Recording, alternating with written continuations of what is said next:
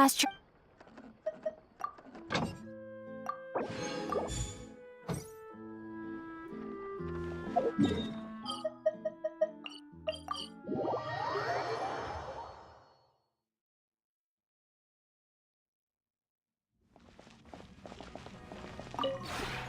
This realm is true.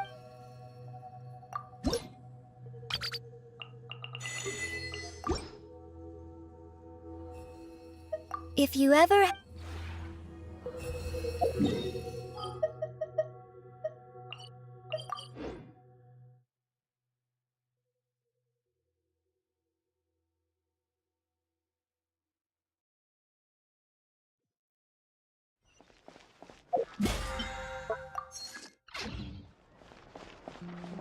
Add Astro...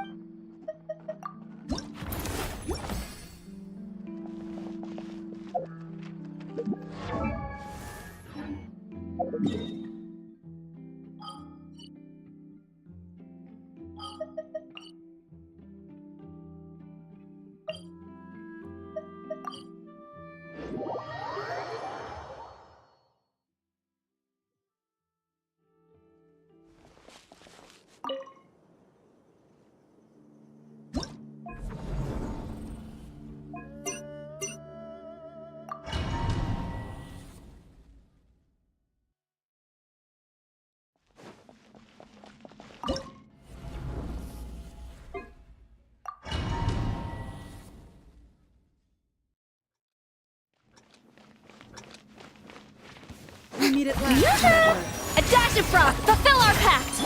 Extinguished!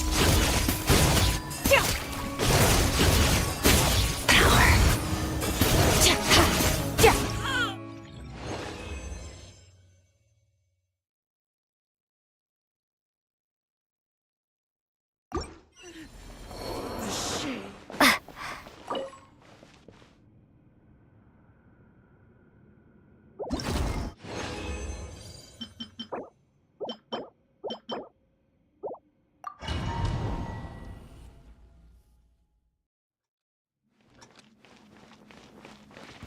Strike a pop!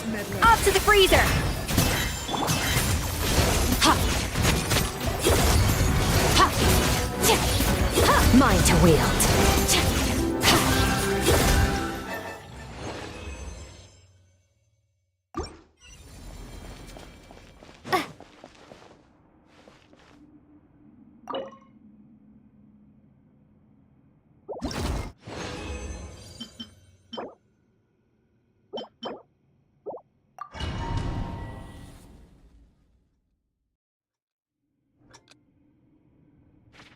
We meet at last, meddler. Yoo-hoo! A little amuse... Ah! Get to work! Surge! Ha! Yeah! Ha! Mine to wield.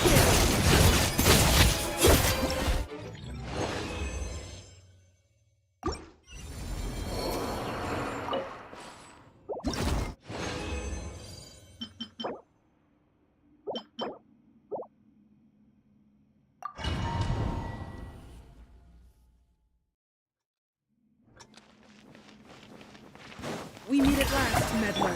Off to the freezer! Fulfill our pact!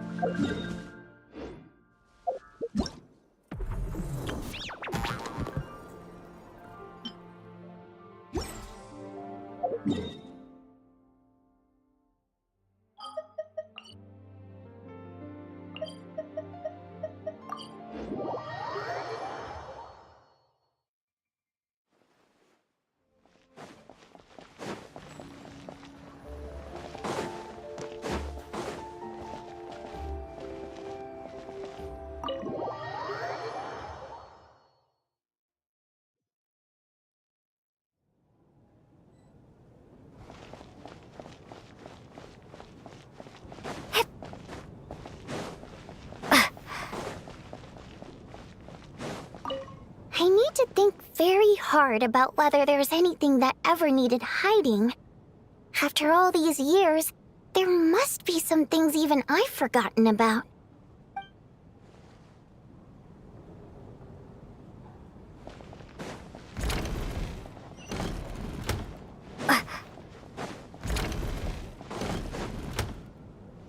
Tonya? Did you find anything? Not yet. Still looking. So... Are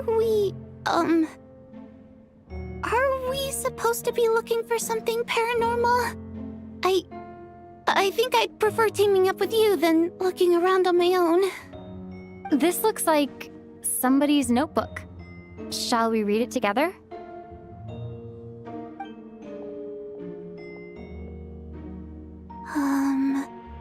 Well, it doesn't look scary or anything, so I guess it should be fine. All right, let's read it together.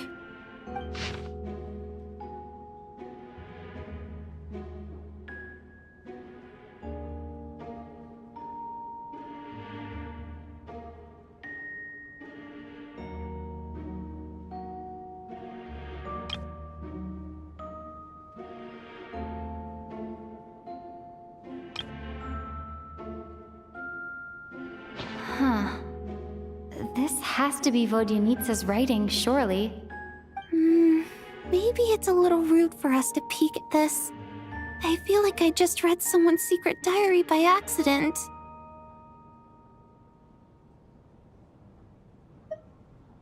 It sounds like she's writing this for her parents, right?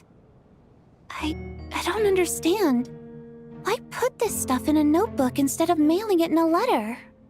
Because her water imp parents belonged to the aristocracy, who were driven out of Snezhnaya by the Tsaritsa long ago. And now they live somewhere new, where the postman can't get to.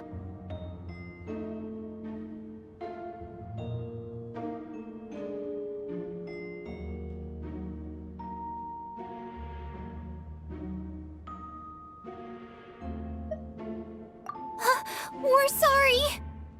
It's fine. My fault for not storing it properly. I can't leave things lying around and expect them to get ignored when everyone's scouring the place for clues. All right, give me my notebook back. I'll take over the investigation in this room.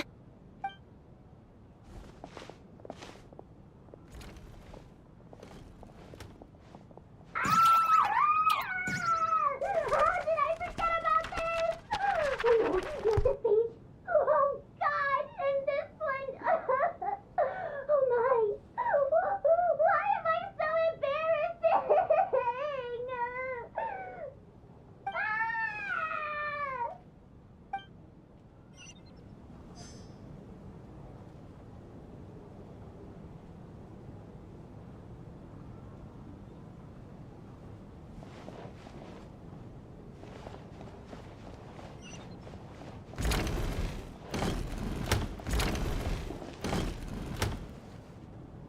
Valeri, come take a look at this. You too, Traveler. Some sort of notebook. What is it for? It's the on-duty logbook for the theater. Kulish was the main person to use it. He mostly used it to record any unusual incidents during a show, audience numbers, exit times, and so on.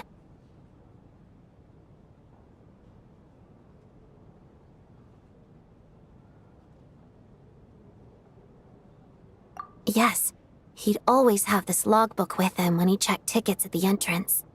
This should confirm a lot of key details about the recent show. So, you find anything unusual? Yes. The number of people. I've checked and double-checked, but the numbers just don't match what's recorded in the logbook. Apparently, we have an extra person among us.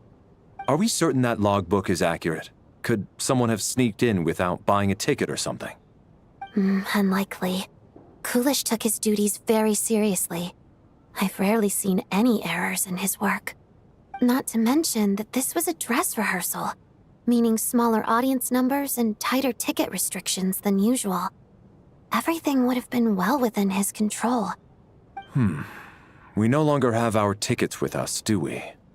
They got collected on entry. I assume there's no way we can check them again. Unfortunately not. The theater recycles tickets. Once people are in the door, they don't tend to leave until the show ends. So we collect the tickets at the point of entry.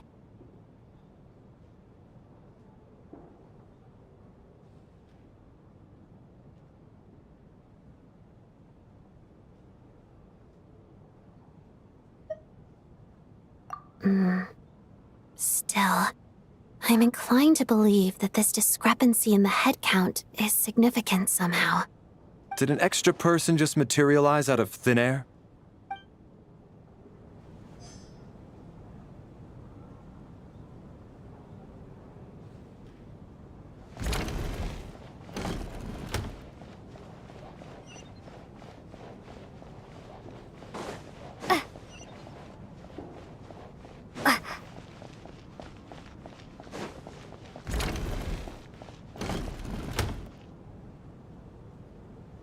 Ah, Traveler.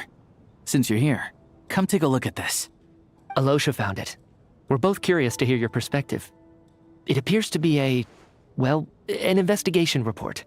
And the focus of the investigation was the rumors of haunting we heard about earlier.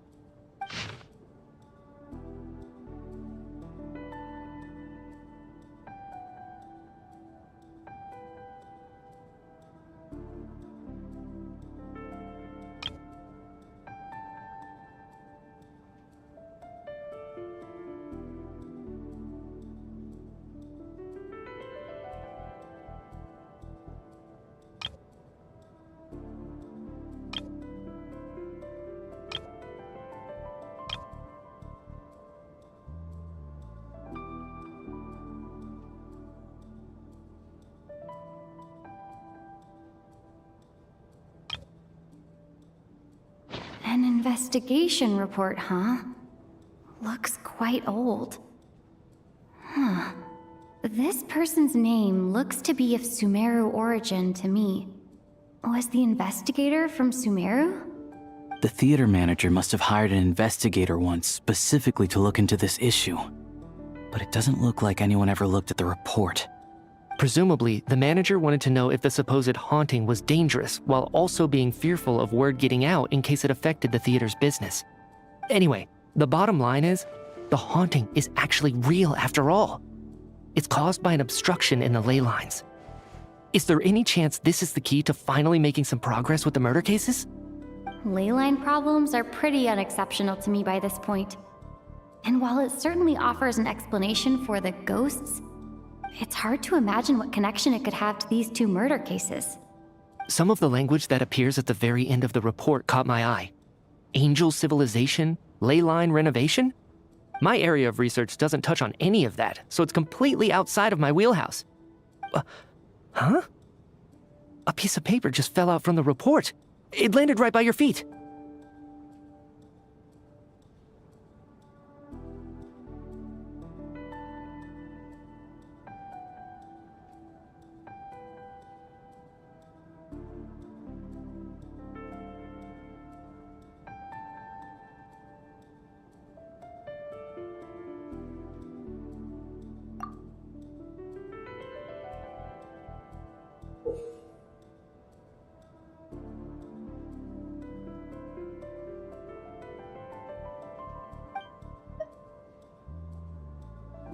How unnerving. It was tucked inside the report, so it must be a note left by the author. Death is near. Is that supposed to be what's going on here? With us, in the theater? But if so, how did the author foresee it? Could he predict the future somehow? Maybe things are more complicated than we thought. No, wait a second. If we take the report and the note at face value, they completely contradict one another. The report definitively concludes that the hauntings in the theater are harmless and cannot affect the real world. But the note seems to be warning of potential danger. The question is, what exactly does the note mean by death?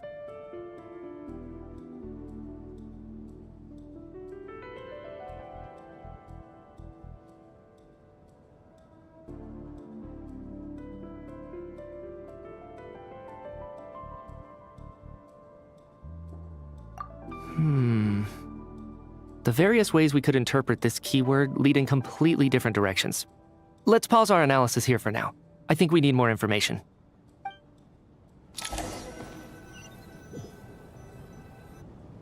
If we take all this together, it's not impossible, is it?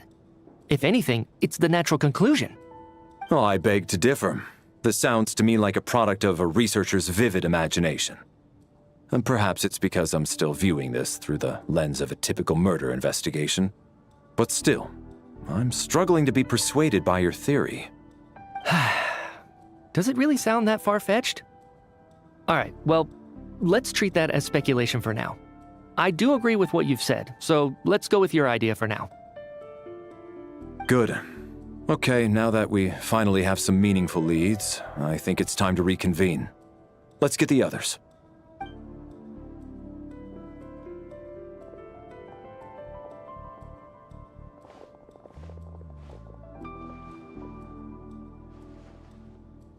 So, that's about everything we've discovered so far.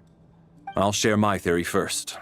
Based on what we've learned from the logbook, I believe the extra person among us is most likely the killer. If the killer had simply bought a ticket, it would have greatly increased the risk of their identity being exposed. I expect he or she either hid in the theater ahead of time, or found a way to slip past the ticket inspection. They then blended in with the group and waited for an opportunity to strike. What about the note found in the investigation report? Any thoughts on how that fits in? The killer may have simply planted it there as some sort of sick joke. I've seen my fair share of psychopathic killers. They love playing cryptic mind games.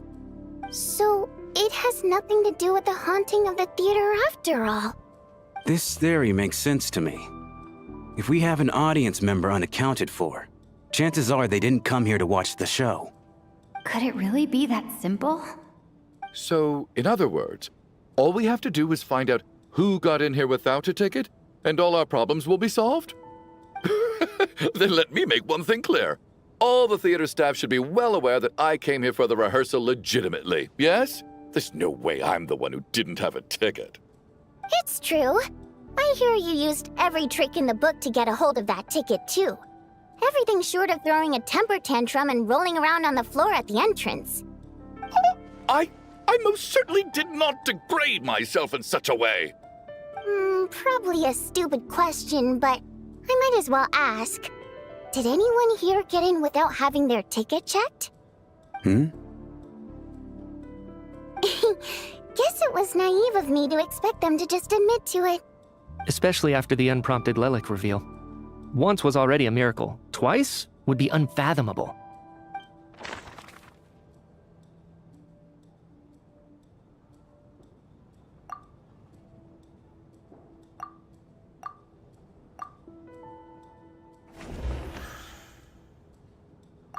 Tonya received her ticket the same way I did.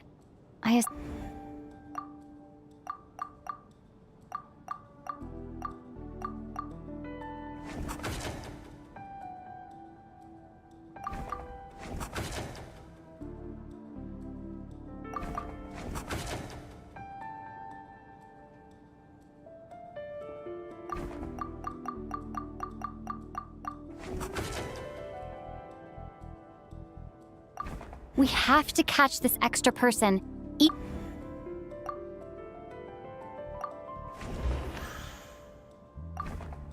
I don't believe any of us here knew Shram before all this. If no one can verify Shram's identity... Mr. Shram, did you really go through the ticket inspection to get in here? Huh? Me? Why am I being singled out, my friend? Do I seem that suspicious?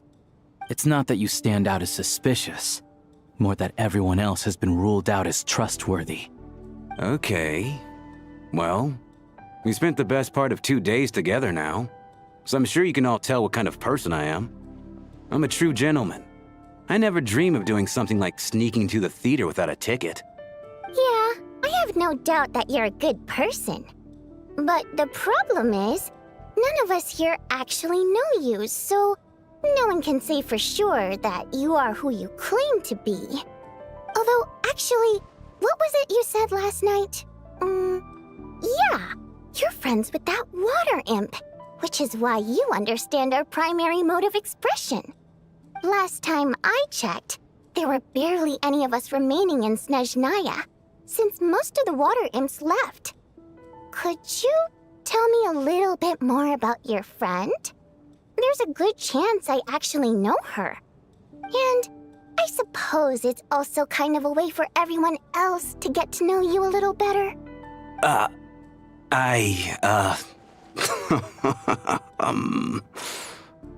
Good grief. Are you blushing? Pull yourself together, man. Stop giggling like a teenage boy. It's revolting. Hey, revolting is a little strong. All right. That water imp friend of mine, the truth is, we're dating. I was just the bodyguard hired by our family. But the stars must have aligned, because sparks began to fly between me and their daughter. Never in my wildest dreams did I think I'd get so lucky. We don't need details. Just get to the point. Okay. I'm just a little hesitant to reveal her name, that's all. You know how it is. These are delicate times. Even with me to protect her. If word gets out that she's dating a human, both the Fae and human factions will give her a hard time. Really? Wait, no. That can't be. Huh? Shram, what the devil are you talking about? Why is everyone looking at me like that? Surely you can understand where I'm coming from. Delicate times? Factions? Yes? You know, the Civil War? Last time I checked, the Fae and the humans were still at each other's throats. If I'm not mistaken, the last significant civil war in Snezhnayan history was over 400 years ago, when Her Majesty the Tsaritsa had just taken the throne and was consolidating her reign.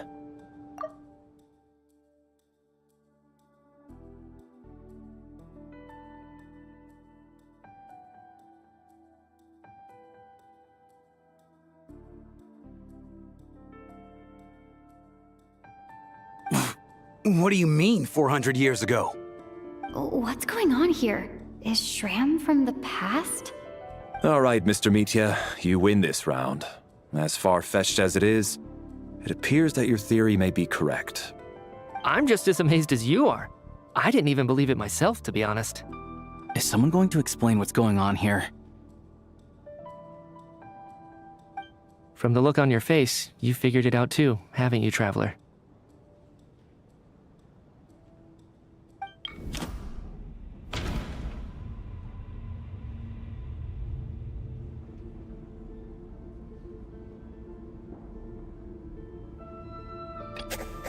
That seems to be the case.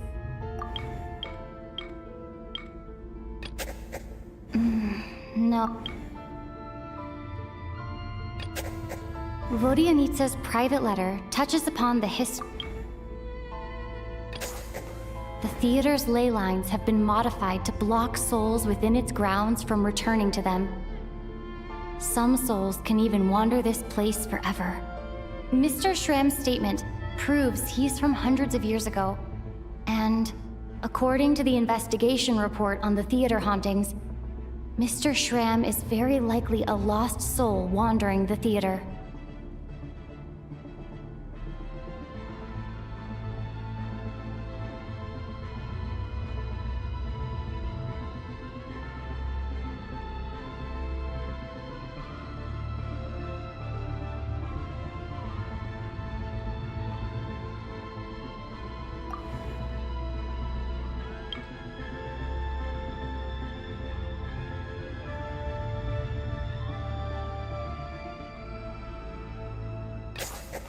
For some unknown reason, the soul that has been wandering the theater due to the leyline issues has joined our group and blended in.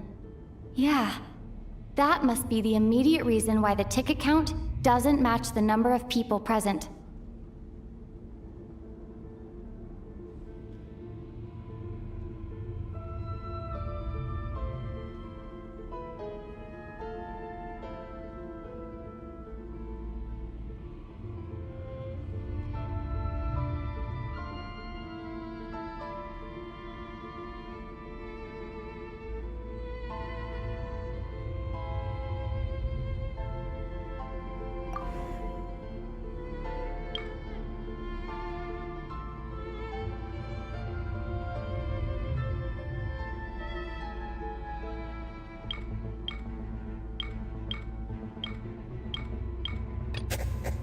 Since we discovered that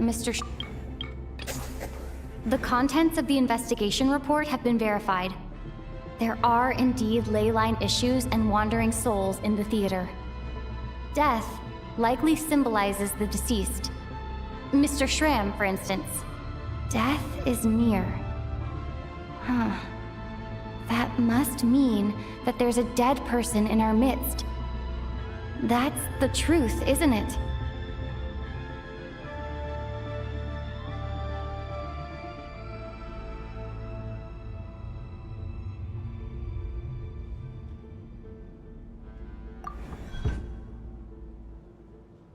Yeah, the logic is clear now. The investigation report said that there would be souls stuck wandering around the theater because the ley lines were cut off. Mr. Schramm must be one such soul who died in the theater a long time ago. In which case, that also makes him our extra person. So when the note said death is near, it must have been referring to death as in the deceased, people who died a long time ago. Someone who died a long time ago. In short, there's a dead person among us. The extra person we've been searching for is a ghost from the past.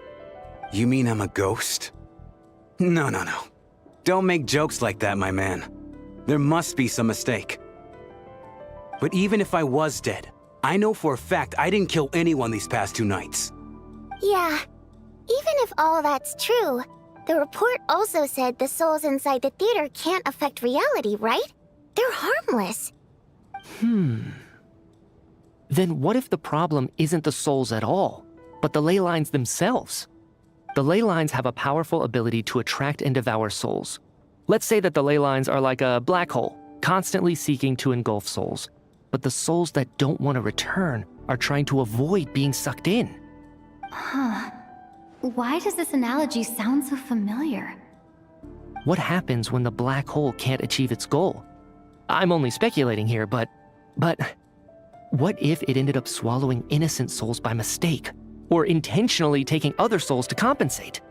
That could explain why we weren't able to determine a cause of death. If you're right, and their souls were devoured by the ley lines, it does make some sense. It does seem to explain a lot of the things we couldn't make sense of. Does that mean it's true? Except there's no concrete evidence. Mitya is relying on a lot of logical leaps. Still, it seems like the best explanation we have under the circumstances. All right, so how could Schramm not know that he's dead? Seems a little unlikely that he hasn't noticed anything unusual even after several days interacting with us. On the contrary, it's perfectly normal for a soul to wander the theater for centuries without questioning their existence or reason for being there. It's simply what's natural for them.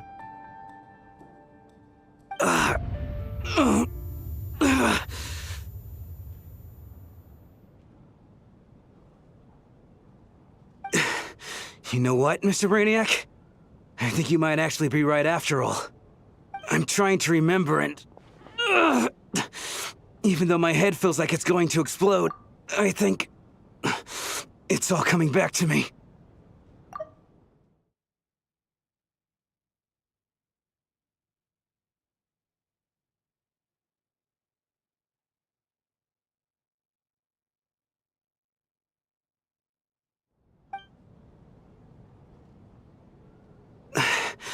I was the one who didn't want to remember my own death, so I forced myself to forget. Well, I'm sure those are painful memories. My lady and I snuck out to go on a date one day. We bought tickets for the theater. It wasn't really my thing, but I was just happy to be together. All of a sudden, a group of people burst into the theater, shouting for all the water imps to get out, performers and audience members included. It was clear the conflict between humans and Fae had reached a boiling point. This time, the extremists were even coming after the water imps who had nothing to do with the war. I thought I could pull one over on them, so I took off my jacket, draped it over my lady, and tried to sneak out amid the chaos. But I got caught. They started shouting, calling me a traitor to humanity. but I was going to do whatever it took to buy her a chance to escape. No matter how many people stood in my way. I had to. Both as her bodyguard. And out of love. It's all right, friend. You can stop there if you want. You don't need to dig all that up again. It's just... Even now, I'm still struggling to accept the truth. How could I be dead? I'm sorry, everyone. If I'd known I was a dead man walking, I wouldn't have dragged you down with me. If I'm the cause of all this death, then punish me however you see fit. But, Mr. Shroom... No. I refuse to be a burden. I know what I have to do. You said I've been wandering the theater for centuries, right?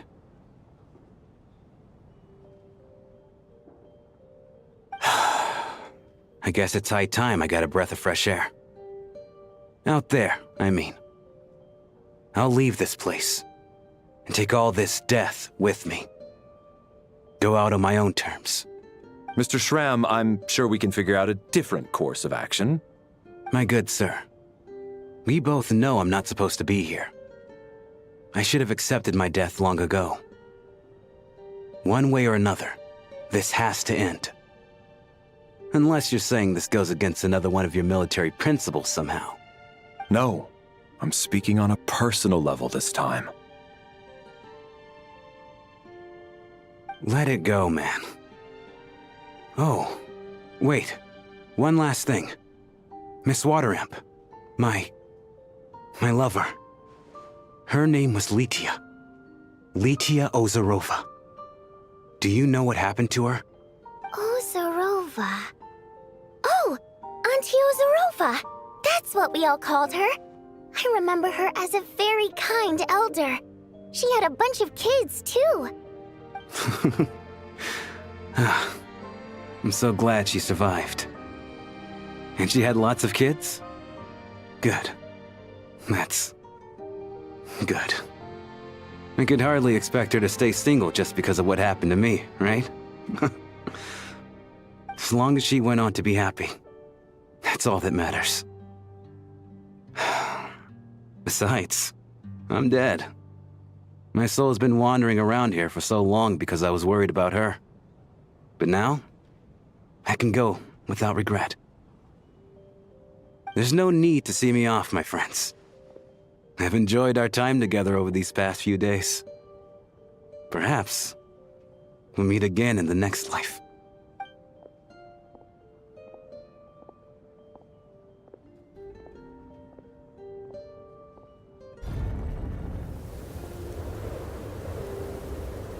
Take care, my man. I knew Mr. Shroom was already dead, but... I still feel so sad. Death is cruel, no matter how we might try to make sense of it. So, was the conflict between Fae and humans really that bad back then? I was only little, so I don't remember much. It's terrible to think that so many innocent people had their lives turned upside down. Even the historical records about that time period don't say much about it. All people know is that the Tsaritsa founded the Fatui, drove out most of the Fae aristocracy without explanation, then used her terrifying power to suppress the humans. It seems to me like the Tsaritsa chose to make herself the enemy.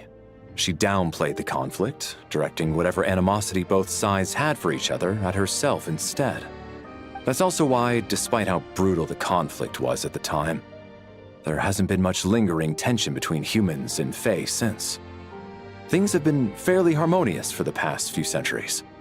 So, the Tsaritsa banished the Fae to protect the Fae living in the city? She offered herself up to be hated in exchange for peace. Maybe it's not quite as bad as it sounds. I don't think Her Majesty is too concerned if mortals hate her or not. And besides, there are very few who truly do. All this time, I had no idea.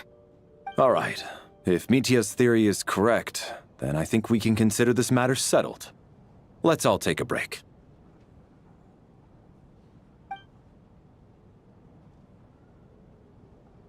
Ugh, if only this blasted storm wasn't still raging on.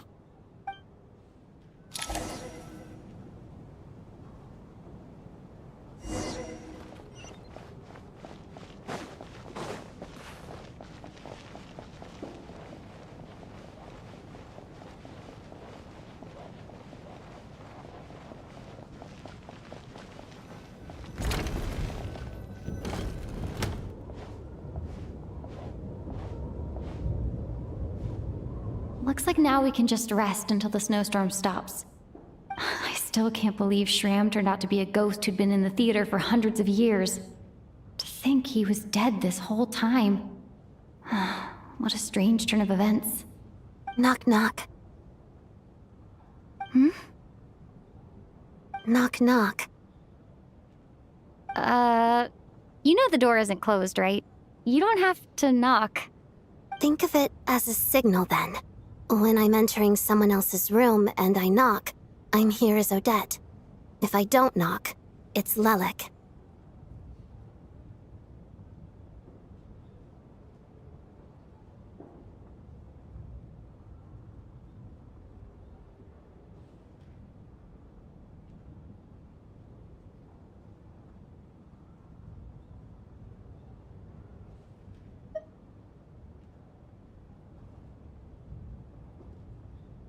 Thanks.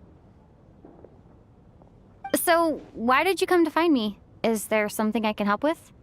Vodyanitsa said you knew about my secret identity from the start. But when everyone was discussing who Lelik could be, you were worried that revealing what you knew would be unfair to me. So you kept it to yourself, right?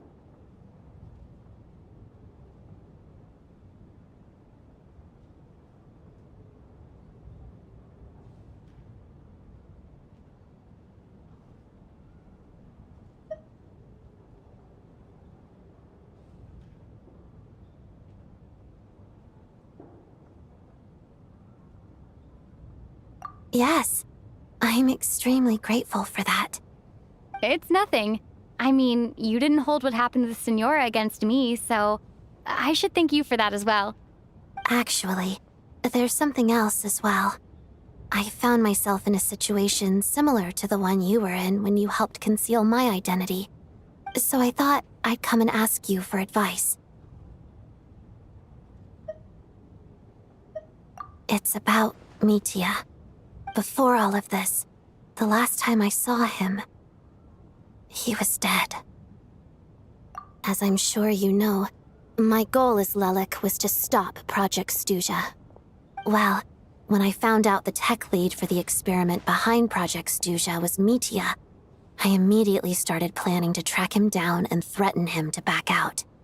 I often saw him around the theater, but I soon concluded that making my move there would risk exposing my identity.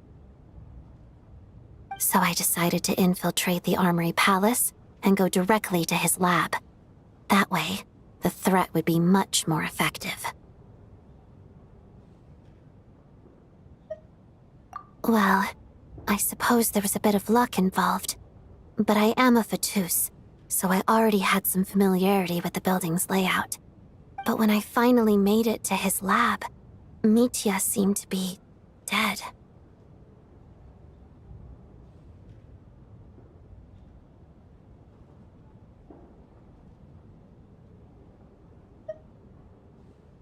I checked his breathing and his pulse. He had no vital signs whatsoever.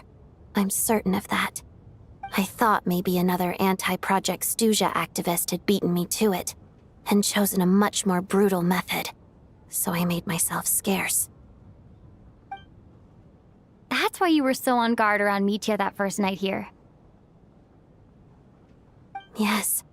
When I saw him sitting in the audience during the performance, I could barely contain the shock. To me, it was a miracle. Somehow, he'd come back from the dead. But then, the murder started happening and things got so complicated that it wasn't really at the front of my mind. That is, until Mitya himself said there must be a dead person among us. then, I couldn't ignore it any longer. And yet, you thought that bringing it up right away would single Mitya out, just like when everyone was suspecting Lelek. Exactly. I thought there could be something I was missing. Besides, we soon figured out that Mr. Schramm was a ghost, and we knew there was only one extra person, so we thought he had to be the one. But now it seems like there's another candidate. I understand why you kept it to yourself. There was so much information being thrown around during that discussion. Bringing up Mitya would have just introduced more confusion. So, what do you think we should do? Let me confirm one thing first. When was it that you found Mitya dead? Around a week ago, sometime in the afternoon. A week ago? That's earlier than I thought. I saw him just a few days ago at a restaurant. That definitely would have been after you found him dead. He seemed completely normal to me, chatting with Vodyanitsa, trying to avoid Valeri. So he was definitely alive on that day. Huh. Well, all I can say is I know what I saw. Here's a thought. The reason we even suspected a dead person could be among us was because of the problem with the theater's ley lines. But Mitya's death happened inside the Armory Palace. The ley line issue affecting the theater shouldn't reach that far. You're right. I guess he doesn't fit the profile of the person we were searching for. I think the chances of it being him are very low. Surely he can't have died for real in the Armory Palace. Unless what? Unless he really did come back from the dead. You're right. Do you think we need to disclose this to the others? Huh, what's this? A private meet and greet? Where do I line up? That's not what's going on here. Well, I was just making the rounds. Thought I'd try to lighten the mood a bit. Vodyanitsa's handing out food if you're hungry.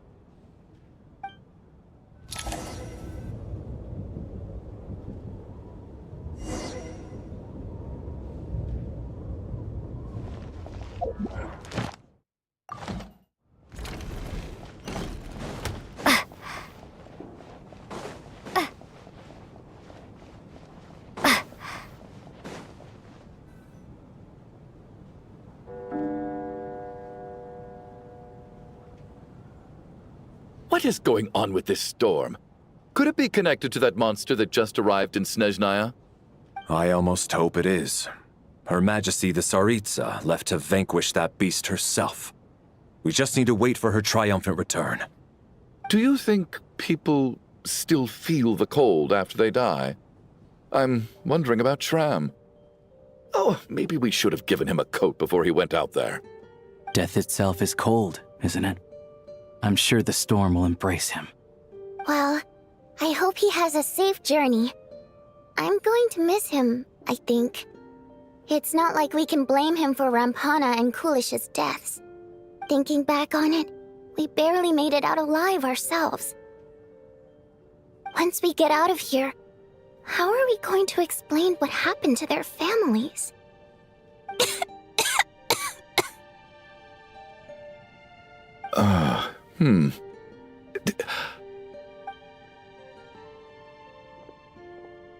Are you okay? Here, take this. I've never used it.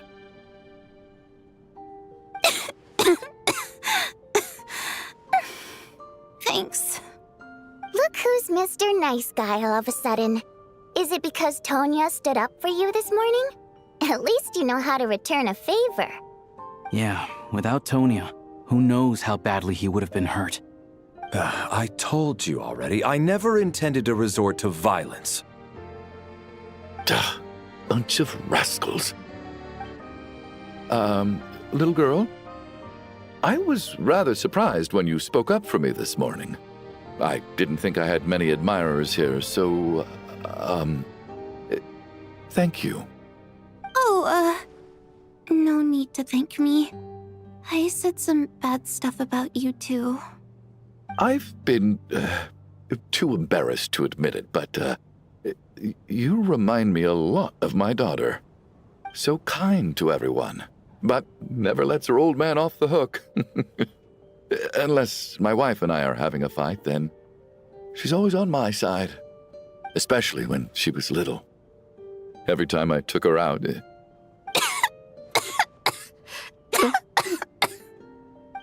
All right, easy now. How long have you had that cough, Tonya? I don't know. It's probably been a while. I'm fine. Are you taking anything for it? Yeah. I'll be fine once I see my brother. He's gonna pick some frost fairy flower leaves and brew a tonic for me. I'll feel much better once I drink that. I see. That's good to hear, then. We should probably discuss arrangements for tonight. Now that the deceased has left our midst, there shouldn't be any more incidents. However, out of an abundance of caution, I'll keep watch. Shouldn't we take shifts? I can take one if needed. No need. I managed to get a nap in earlier, so I have plenty of energy right now. After all the tension of the past few days, everyone else should just focus on getting a good night's sleep.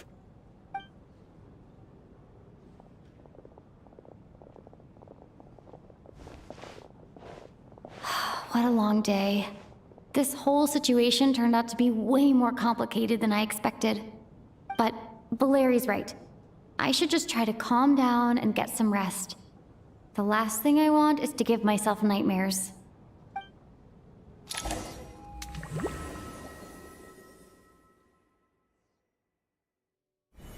She's awake.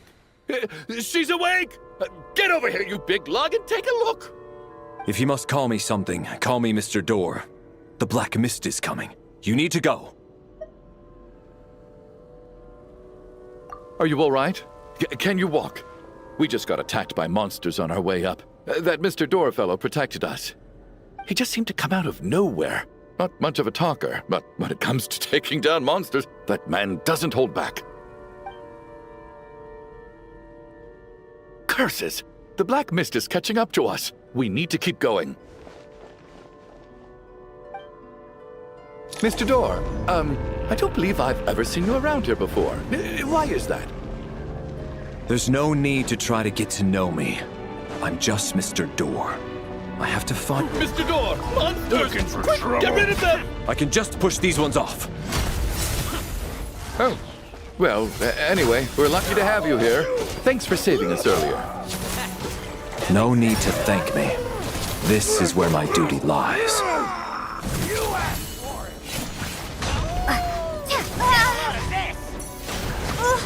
This is not the...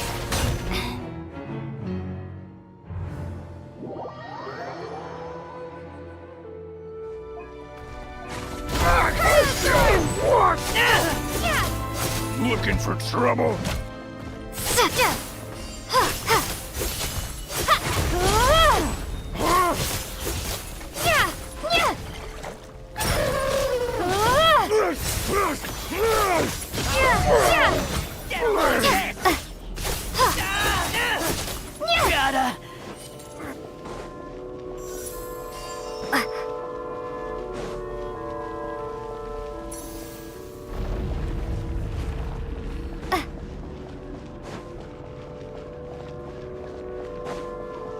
So we're doing this the hard way. Condense! Yes, you Remarkable work, Mr. Door. If I had your muscles, I'd do the same.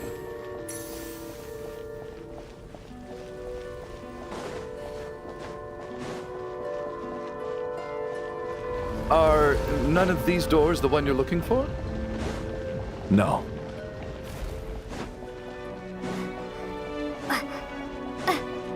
In case!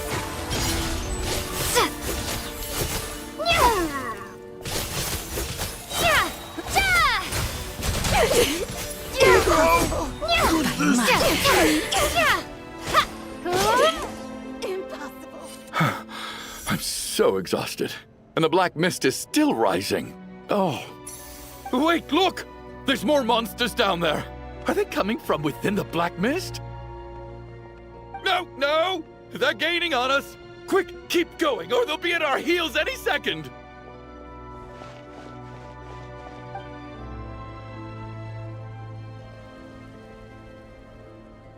Mr. Door, what are you doing? We need to get out of here. They're coming!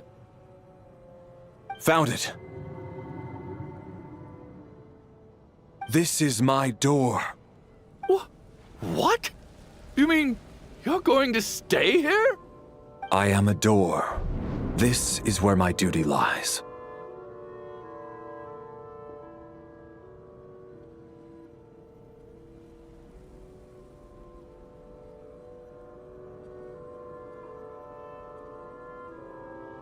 No! You saved us! We can't leave you behind! You must keep going. A door can only keep things out for so long. You must make haste. But... Oh, you're right. Let's go! We can't let Mr. Door's sacrifice be in vain!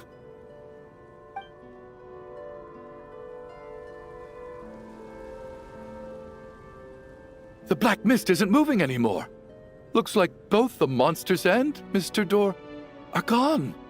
I didn't just imagine all that, did I? Surely I wasn't so scared out of my mind that I hallucinated a door as a human being. Oh, okay, good. There's no way we both hallucinated the same thing. Getting sleepy? Well, looks like we're safe for now. Go ahead. Let's get some rest.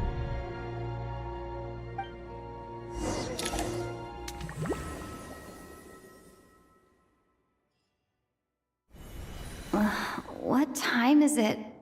Is it morning? I think I had a nightmare. Oh, I guess everyone's still asleep. These past 2 days have been exhausting. Valeri's keeping watch though, so he's probably the only one awake. Valeri?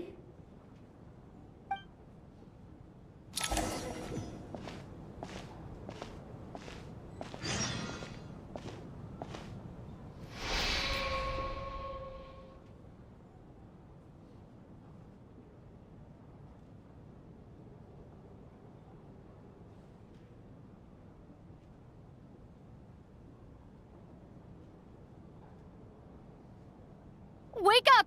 Everyone needs to wake up!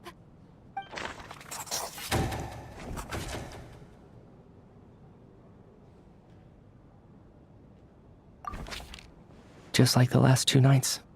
No clear cause of death. I've been a real thorn in your side, haven't I, Mr. Valeri? Now you can rest in peace. But for me, life will be all the duller for not having to run away from you, my friend. How's Tonya? Is she okay? I just checked on her, and it doesn't seem like anything serious. She's just exhausted from the past couple of days, and she's still recovering from her illness. We should let her sleep a bit longer. That means Valeri was the only one who died last night. If Valeri was awake and keeping watch, it would have been impossible to kill him without waking everyone else up. That much is certain. This is so frustrating. Why has nothing changed since yesterday? I thought we already dealt with the dead person causing all this. Actually, one thing has changed. There's only one victim this time, not 2. Does that mean...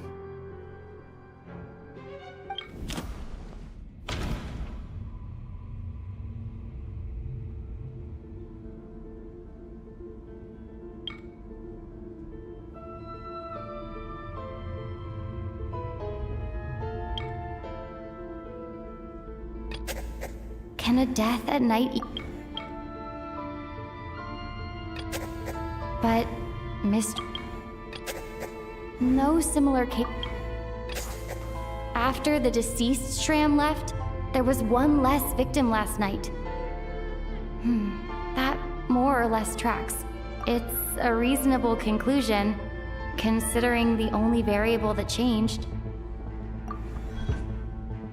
Oh, the number of people who die each night is equivalent to the number of dead among us. That's your theory, right? Exactly. We identified Mr. Schramm, and the night after he left, the death toll dropped from 2 to 1. By that logic, there must be one more dead person left among us. Another one? But there was only one person unaccounted for in the ticket checks, right? The head count should match up now. Having an extra person was definitely a cause for alarm, but being one person short isn't nearly as unusual. Someone could have left in the middle of the show, or made it out before the storm hit. One more dead person among us. If Mitya's theory is right, then what Odette told me seems a lot more relevant. It's just, at the time, we had no reason to think there was more than one dead person. If only we'd taken it more seriously as a possibility, maybe this could have been avoided. I'm sorry. This is my fault. I had information that could have been helpful, but I held back. I should have brought it up right away. I'm partly to blame as well. I was too quick to dismiss Odette's concerns. What is this about? What have you two been getting up to behind my back? Sounds like there's some big news you've been keeping from the rest of us. Well, we're all ears.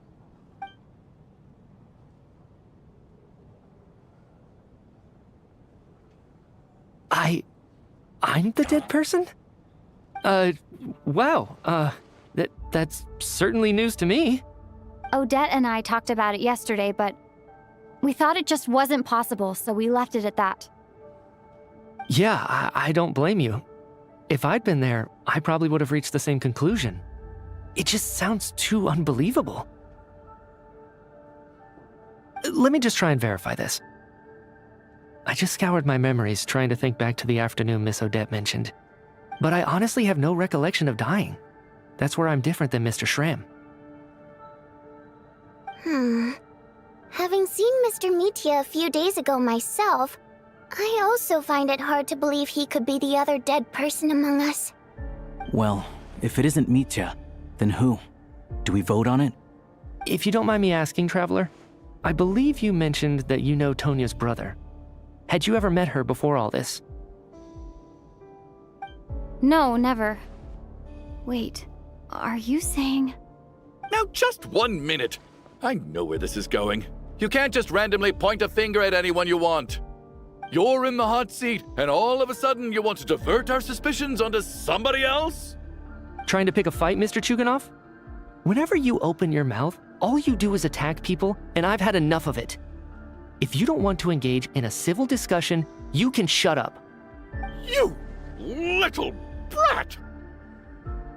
Did Mitya ask about Tonya because he suspects her? I suppose I only identified her by age and nothing else. Could that mean...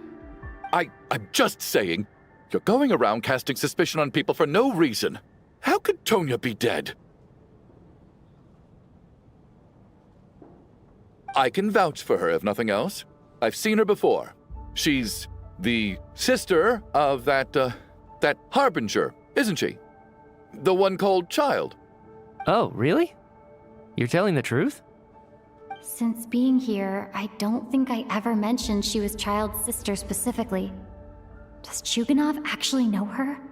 If Chuganov can vouch for her, then it can't be Tonya either. In which case, it seems unlikely that there's another dead person among us at all. Miss Odette, could you go over that afternoon with me one more time, when you found me dead? No problem.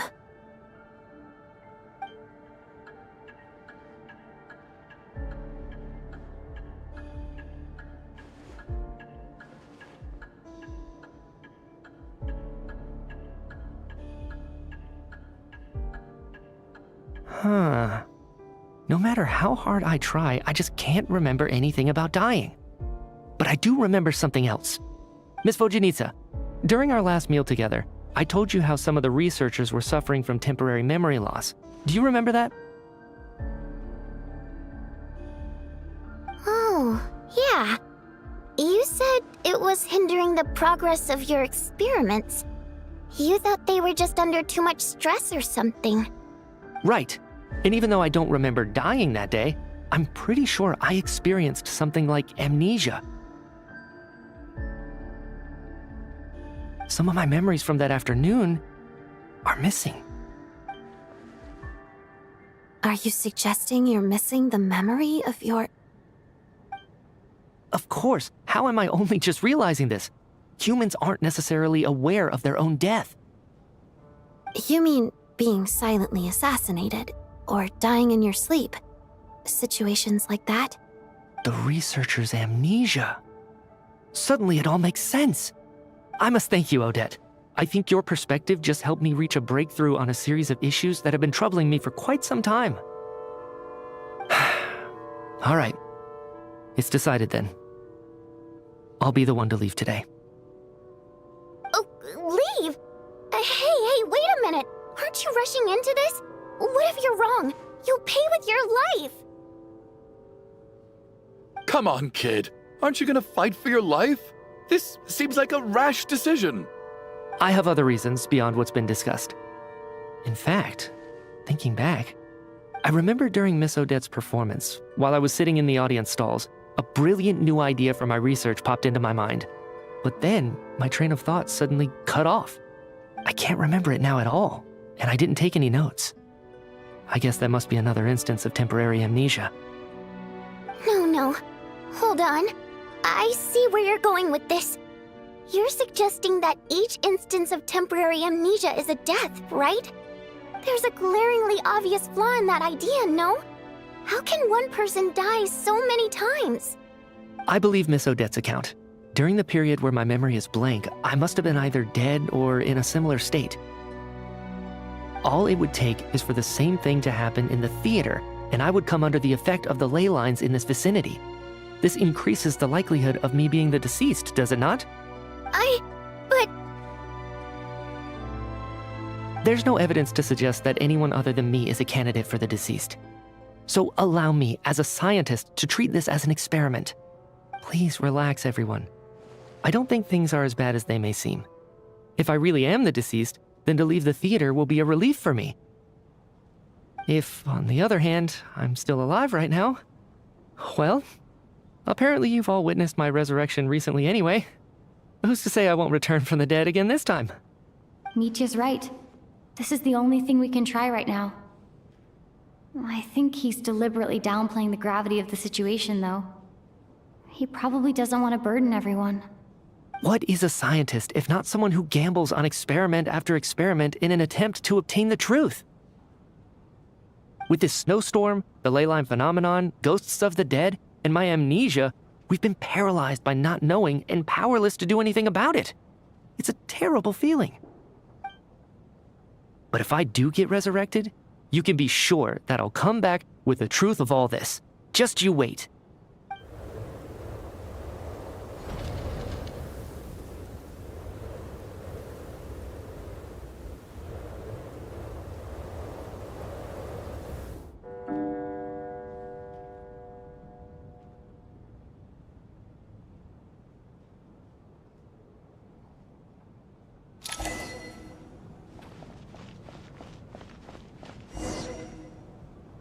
Poor Mr. Mitya. I didn't even get to see him one last time. Maybe it's a good thing that you weren't there to see it. It was a hard thing to watch. I hate goodbyes. Why does it feel like everyone around me is slowly disappearing? Not just in here, I mean. In the outside world, too. Maybe it's the realization that, at the end of life, everyone has to face it alone. Come to think of it, the main reason we're still alive right now is pure luck. Each morning here, for every one of us, there's the chance that we might not wake up. You could take it a step further and say that the same is true outside, too.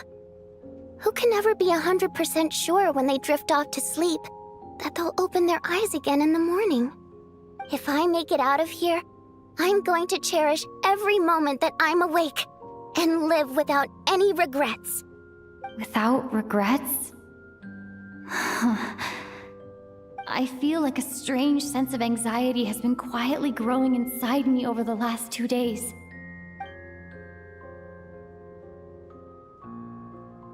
Are you okay? You look really glum. If something's bugging you, let's talk about it. There's only a few of us left here now. After everything we've been through, what's the point in keeping things bottled up? I have a travel companion named Paimon. Alosha and Odette have met her before. She's been feeling unwell recently. You're worried about her, aren't you? That makes sense. We've been trapped in here for days. To be honest, I used to feel like I was just a spectator in this world, watching everything that happens from the sidelines. Maybe it's because I'm a descender? A descender? But with Paimon by my side, over time, I slowly felt my connection to this world growing stronger. She loves eating, sleeping, and having fun, but she's also a great guide. It's her authenticity that makes this whole world feel more real for me. Over the last few days that we've been apart, I've often caught myself wondering, what would Paimon say if she were here right now?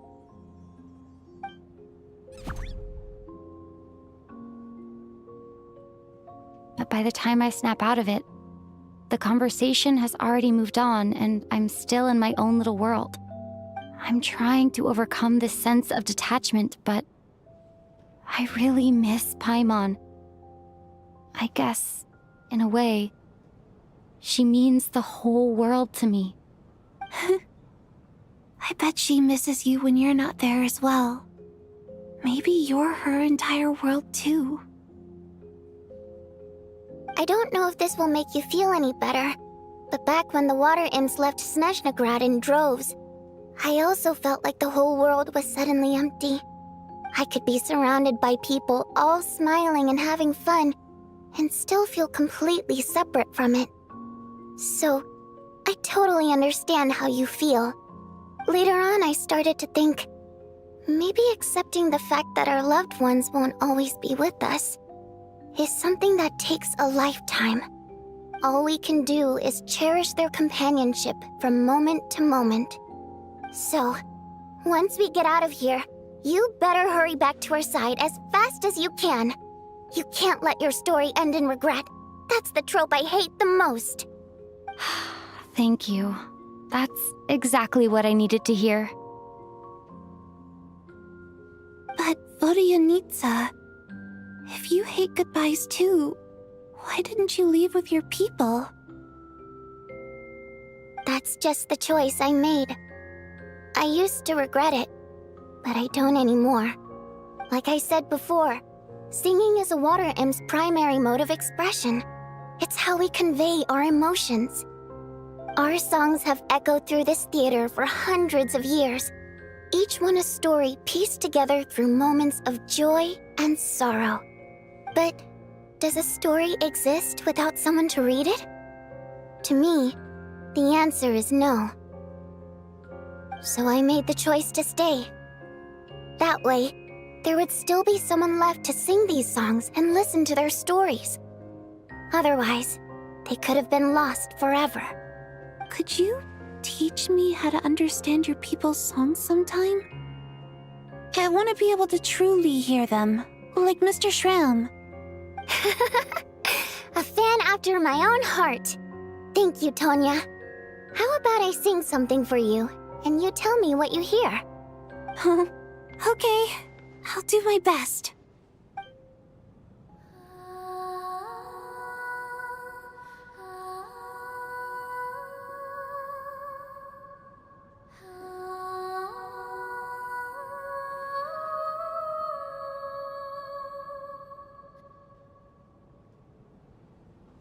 I've never heard that one before.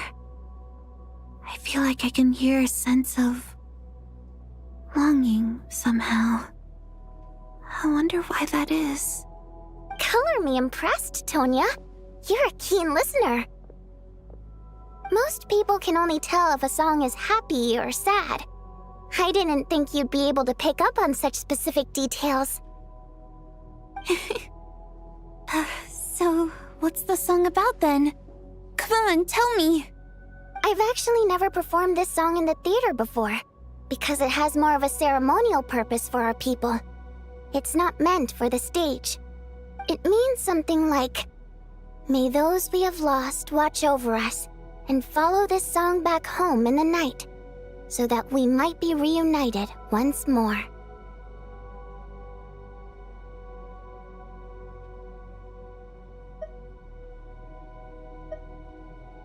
No wonder I could hear that sense of longing. You sing it for loved ones who have passed away. I hope it reaches them. It's getting late, Tonya, and you're not well. We should all turn in early. I suppose there's no reason to keep watch tonight. Okay. But, before I go to bed, could you sing that song a couple more times for me, Vodyanitsa? Of course. Anything for my #1 fan.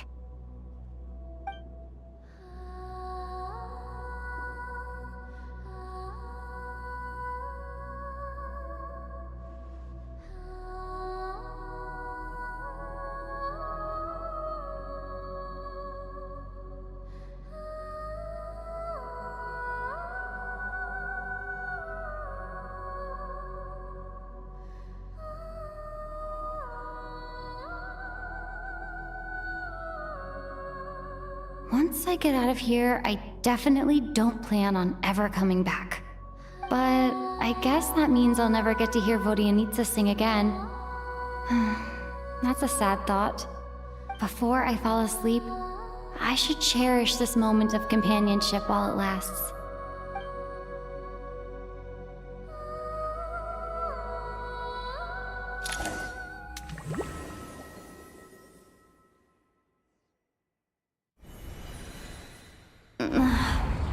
Where am I? It's so dark in here, and I feel kind of dizzy. Am I alone? Huh? What was that noise?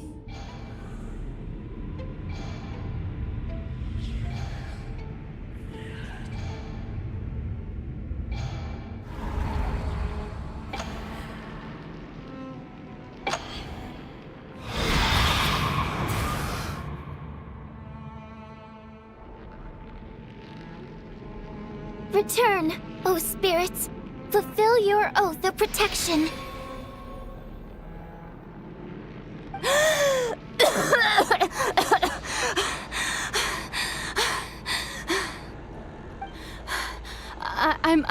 I'm alive?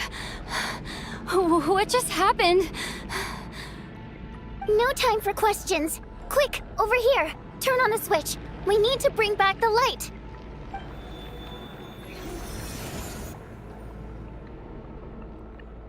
All right, we're safe. The spirit just now is called Night Prayer. The light subdues her, but she'll attack without a second thought in the dark. Sort of. I know it's hard, but you can't let this place go dark, or she'll kill you again.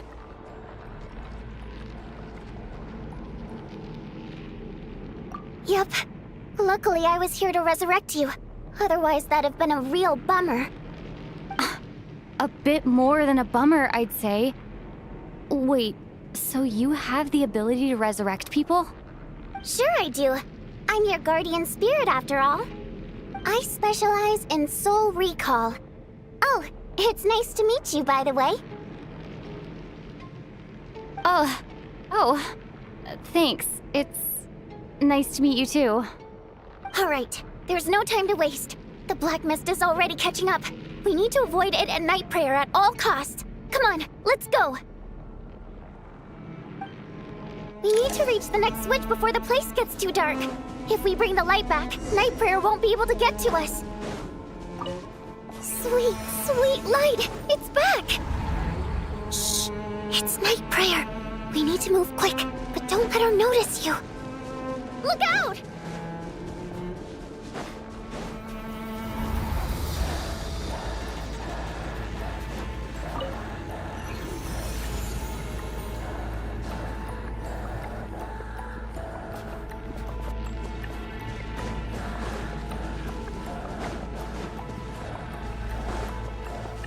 The next switch is over there.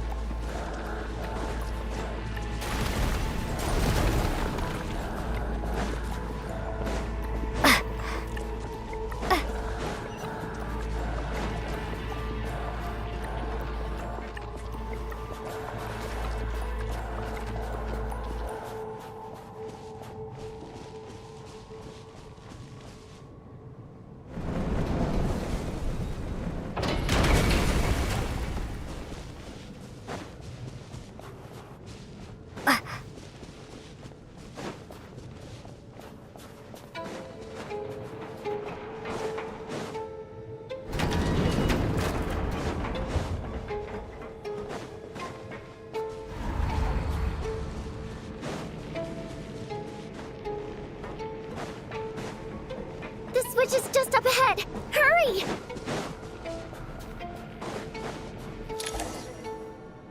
It's too dark. We're not gonna make it. Come on, faster!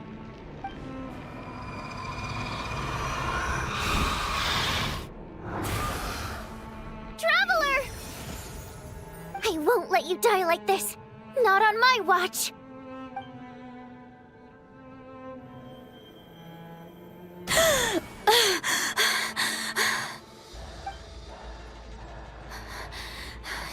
Even though it's not permanent, dying is definitely not a pleasant experience. Great. You're back. Yeah, thanks to you. Time for you to get out of here. Quick, before the light runs out. What about you? You're not coming with me? I can't. I've already been used up. A guardian spirit's skills are finite. I can only resurrect someone so many times. I might not look any different, but my essence has been exhausted. Now, I will slowly start to fade away. I can go no further. The black mist is where I belong. It's okay. Why didn't you tell me sooner? Because it wouldn't have changed anything. That knowledge would have just burdened you. And a guardian spirit's role is to protect. But...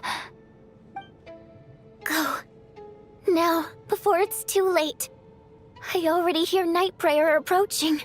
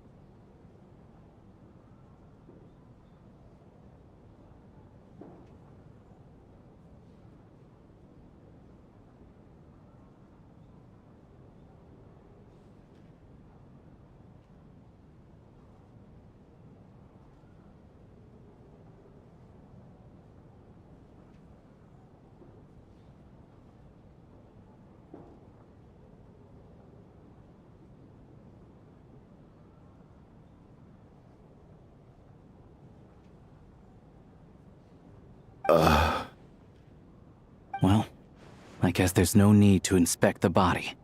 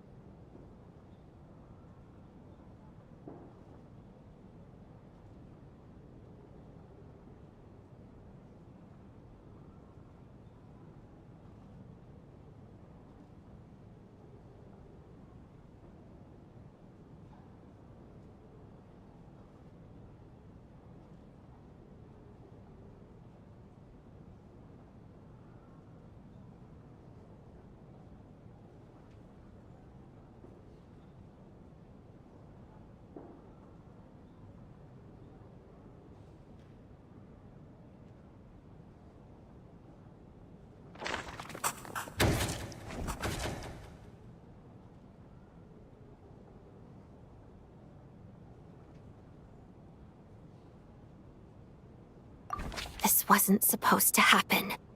You lied to us, didn't you, Chuganov? You've been lying from the start. Take a long, hard look at yourself before you go around accusing other people. I suspected you on day one, Lelik, and now look where we are. By some strange coincidence, you've never been targeted. You just happen to have survived this long? No, you should be the prime suspect.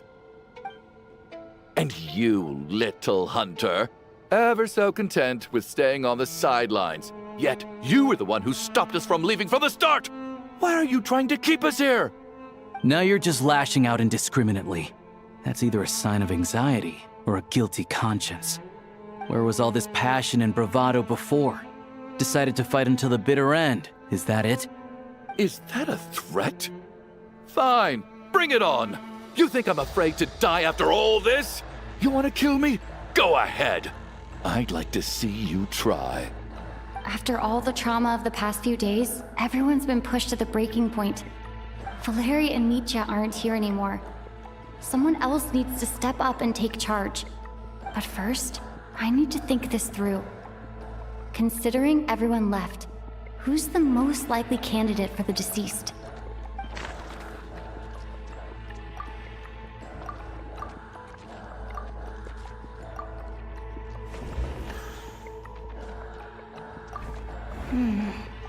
My memories are perfectly coherent.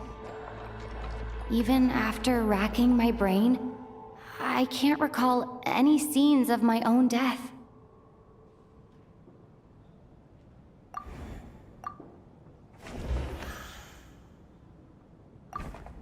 Of those who remain, the only person we've never met before is Tonya. There is room to doubt her true identity. People are easily misled by first impressions. Now that I think about it, child sister was in fact a label I imposed on her due to my own assumptions. But Mr. Chuganov vouched for Tonya's identity yesterday, with basically no other possibilities left. Could it be...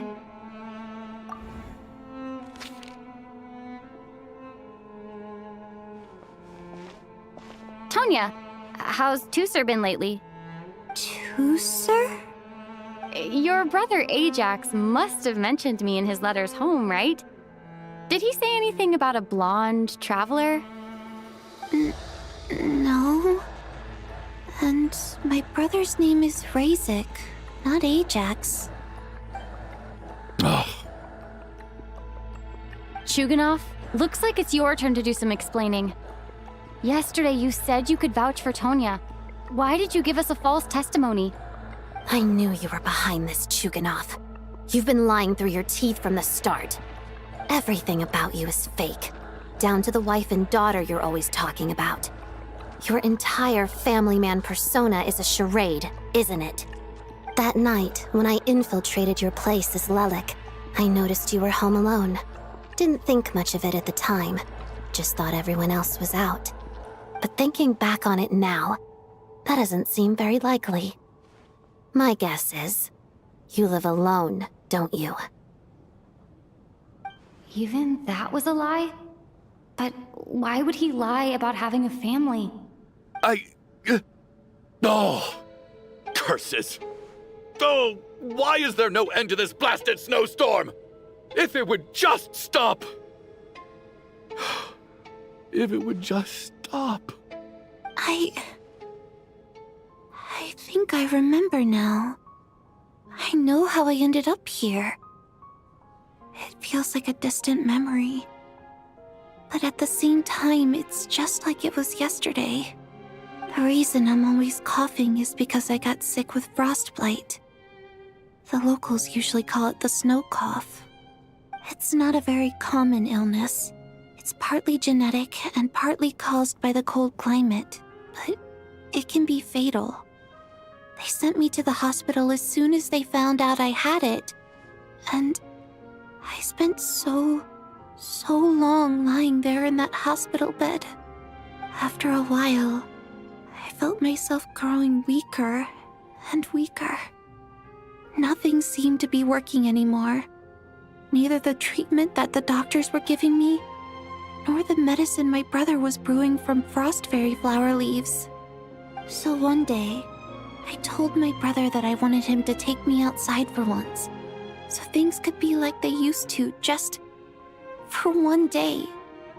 I wanted to meet loads of friends, experience new things. He agreed. He snuck me out of the hospital, and we escaped. We got to the theater, bought tickets, and went inside. Oh, it was all so exciting. I remember the show very clearly. It was amazing. But I found myself getting sleepier and sleepier. Oh, Tonya. When I woke up, I couldn't find my brother anywhere, so I guessed he'd already left. But there's no way he'd leave me behind. So I decided to stay here and wait for him. At the time, I figured he'd probably gone to brew some more medicine for me. I was planning to chew him out for abandoning me when he got back. Tonya, it sounds like by then you'd already... Yeah, I know. I understand now. Dead, aren't I? This cough and the feeling weak, it's probably just my body's memory. After all of that, it turns out I can't blame my brother after all. I was the one who abandoned him. I'm sorry, everyone. I realized this much too late. It seems like death skewed my perception. And now I've dragged you all into this mess. Your name probably isn't even Tonya, is it? Didn't that ever strike you as odd over the last few days? Well, when I was little, my brother and I read a storybook, and Tonya is the name of one of the characters. When we escaped from the hospital, our family and the hospital security were looking everywhere for us. So when you first approached me and said my brother had sent you, and called me Tonya, I thought he must have chosen a fake name that only the two of us would know. Because he was afraid of getting caught. Now, it seems like that was just wishful thinking. At least your memory of death isn't painful. That is a small comfort. Now it's your turn, Chuganov. Talk to us. I believe no lie is ever told without a reason. You're right. I was lying. I happen to know that the Harbinger child and his sister Tonya managed to get tickets, so I lied to you and pretended I knew them. And yes, I was lying about my family too. The truth of the matter is, I lost them a long time ago. I just refused to accept reality. And now I've spent the second half of my life living a lie. I'm a joke. My daughter's name was Iskra. And before you ask, yes, Iskra, as in Iskra Manufacturing Plant. She also died from the snow cough. She was just 6 years old. If she were still alive today, she'd be around the same age as little Tonya here. After Iskra passed, my wife couldn't bear to face those memories either. So she chose to start a new life without me. One day when I came home from work and saw the empty room, I felt like I couldn't breathe. Subconsciously, I started to imagine that they were still there. I soon discovered that this was the only thing that made me feel any better, so I just embraced the delusion. Nothing more than a pathetic means of escapism, I know. But at least it's not a crime. So explain your false testimony, then.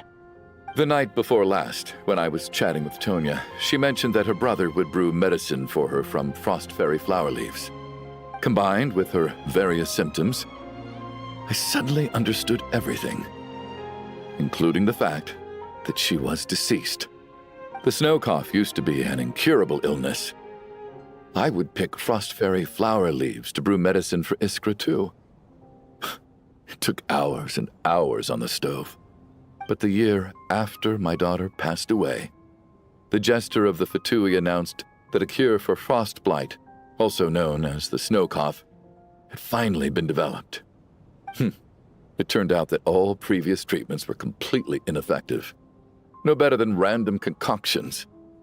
That was the final straw for me. I just couldn't take it anymore.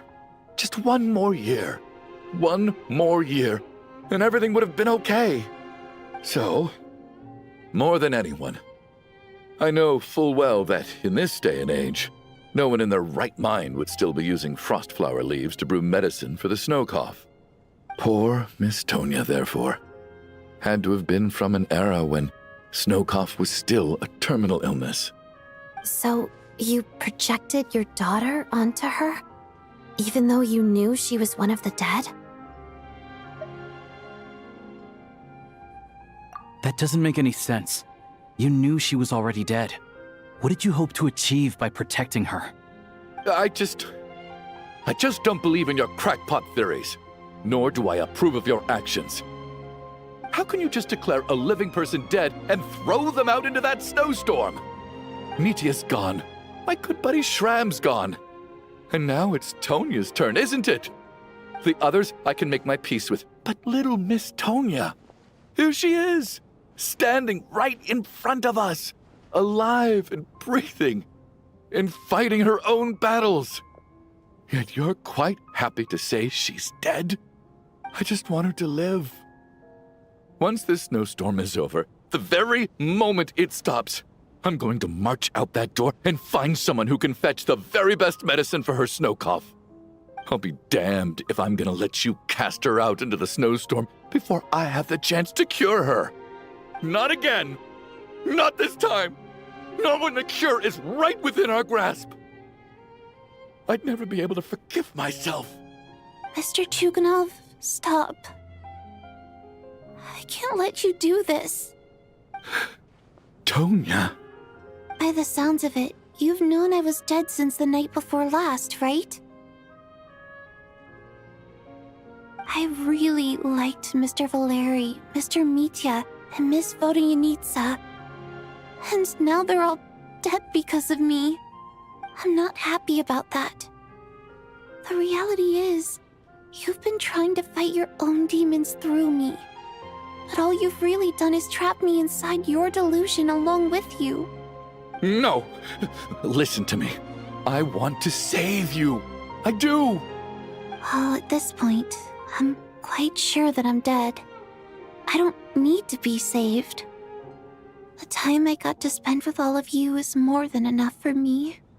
Despite all the bad things that kept happening, I got to meet so many interesting people and spend so many days and nights by your side. Since the day I escaped that hospital until now, this has been an adventure I never even dared to dream of. I'm very fond of you all. If it were only possible, I'd trade my soul to bring back the ones who died. If it meant things didn't have to end like this. And that's why I'm not fond of you at all, Mr. Chuganov. I'm sorry. It's them that you owe an apology to, sir. Not me. Well then, I suppose this is it. It's time for my adventure to end. I've caused enough trouble. You're leaving already? It's still early. Don't you want to stay a little longer? No thank you. Oh, and by the way,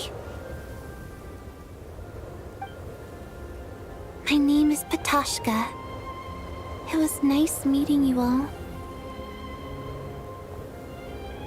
Feels strange that we're only being properly introduced now that it's time to say goodbye. Patoshka,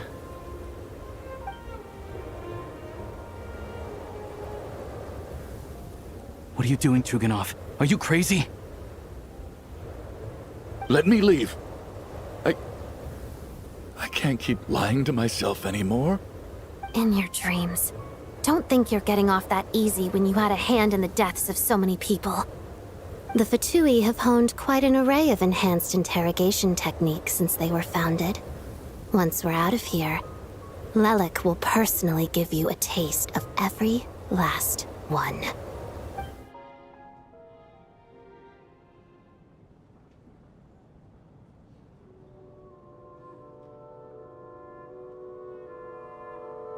I think we should leave. I doubt this snowstorm is ever going to stop. For all we know, this storm might have destroyed all of Snezhnaya by now. Maybe even the whole world. Wait, we finally solved the mystery of the haunted theater today. Maybe let's at least try to enjoy tonight? Fair enough. I don't particularly feel like dying in Chuganov's company anyway. And yet you won't let me die first. Hey, Chuganov, on a serious note, if we do make it out of here, you should close down that factory of yours. A lot of people are freezing thanks to you. Is this really the time to be discussing my factory? All right, fine. I'll shut it down. Doesn't matter to me anymore. Am I hearing things? Or was that a knock at the door?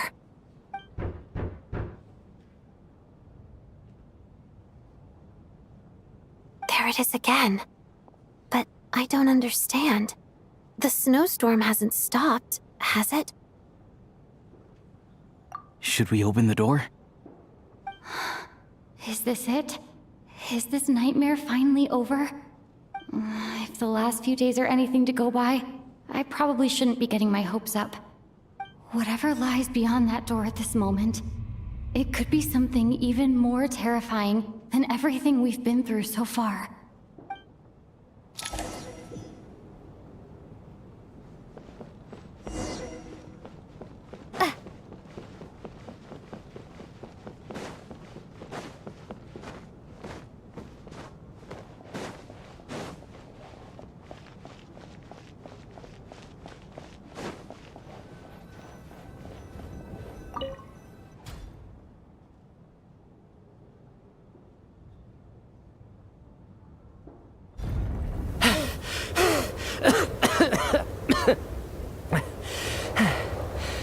Hey everyone, I'm back. How are you doing? Feeling any better? Much better, thanks. Whew, it is so good to have you guys here. I was a little worried that the theater would be empty by the time I got back. Let me see. Tonya and Vodyanitsa are missing, which means Vodyanitsa died last night. And then you discovered that Tonya was the other dead person. Am I right? Not Tonya. Patoshka. First, tell us how you made it back here. Given the conditions outside, no one should be able to return alive. You're right. The thing that got me back safely was a song. I heard someone singing. After walking into the snowstorm, my mind grew hazy. I don't know how long I walked through the storm before my mind completely slipped away. Then, suddenly, I heard the sound of singing. The voice instantly brought me back to my senses, and I regained consciousness. So I followed the voice, searching for the source of the singing. I searched and searched, until finally, just a few moments ago, there was the entrance to the theater, right in front of me. I've actually never performed this song in the theater before, because it has more of a ceremonial purpose for our people. It's not meant for the stage. It means something like, "May those we have lost watch over us, and follow this song back home in the night, so that we might be reunited once more." That must have been Vodyanitsa's Requiem. Who knew it actually worked? That song is meant to guide the souls of the dead. Mitya, that must mean that you... Huh. No kidding. Huh, seemed like I guessed right then. This is what I've been so desperate to tell you about. When I first stepped out of the theater, I was still quite lucid. My memory of it is still pretty intact. I remember the outside world being completely different than what I'd expected. It was like this was a world where only the snowstorm existed. There wasn't a trace of any humans or buildings ever having been there. I don't know how else to describe it, except to say that it just didn't seem like the real world. And as for the Requiem, if I was guided here by Vodyanitsa's song, it can only mean that I must already be dead. And this is my soul, not my body. But I didn't experience a clear moment of death while I was out there. Nor do I feel any different now than before I walked into the snowstorm. You don't seem any different to me either. In fact, this is something I've been wondering about for a while now. If souls aren't physical, shouldn't they lack tangible form? Both Shram and Patoshka were clearly deceased, and yet their souls didn't look or feel like ghosts at all. They were visible, tangible, no different than you or me. This raises a truly terrible thought. Is that really what Mitya is suggesting?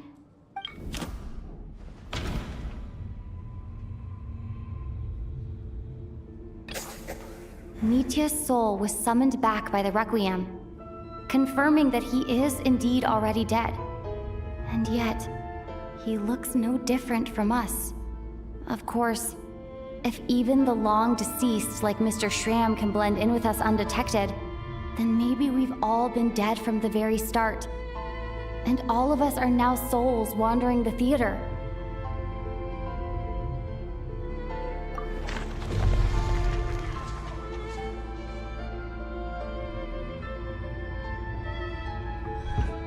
Yes. I think that this is probably the afterlife. What did you say?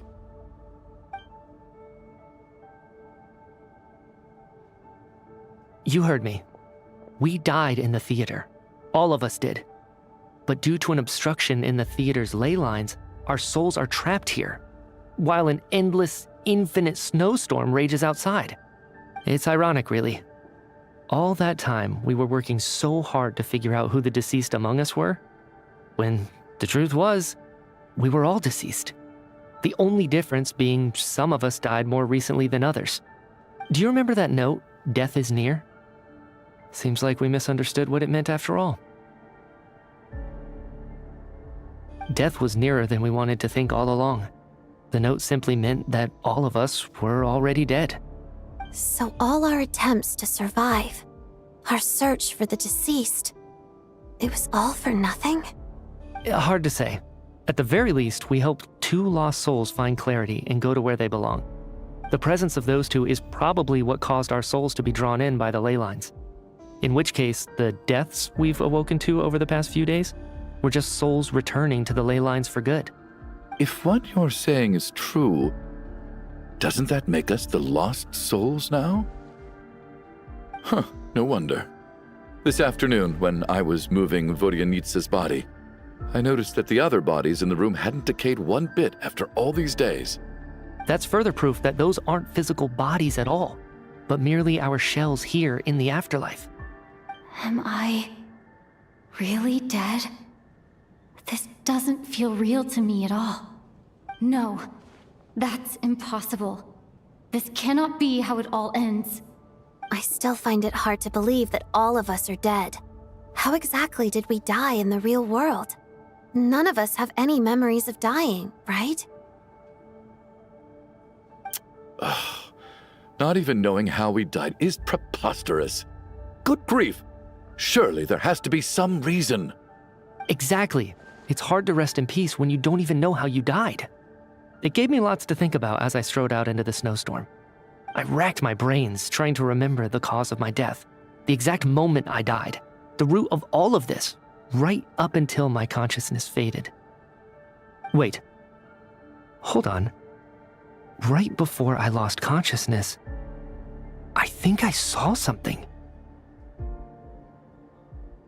I can't remember. And I think I lost my notebook and pen. Mitya, your hand. Is that blood on your fingers? Huh? You're right. There's blood on the fingertips of my right hand. Looks like it's already dried. When did that happen? What the? I guess this was what I saw. I must have desperately drawn it in my own blood right before losing consciousness. What's wrong? Do you recognize the symbol? It's Renova, the ruler of death.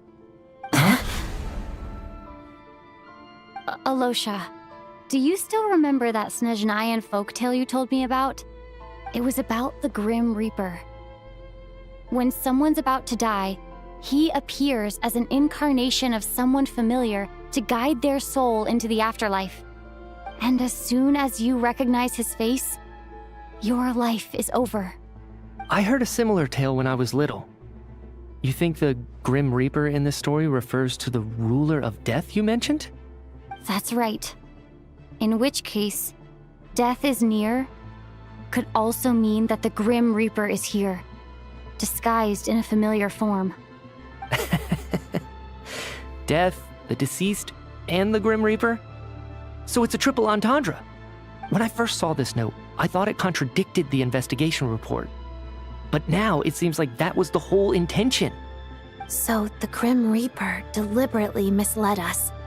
Then, we started suspecting each other and searched for the deceased while they hid in plain sight. By that logic, the one person most likely to be the Grim Reaper incarnate is...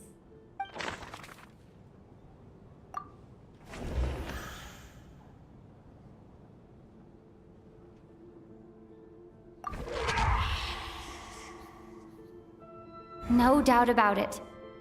It's Alosha. Looking back at how everyone has acted over the past few days, Alosha is most likely the Grim Reaper lurking among us.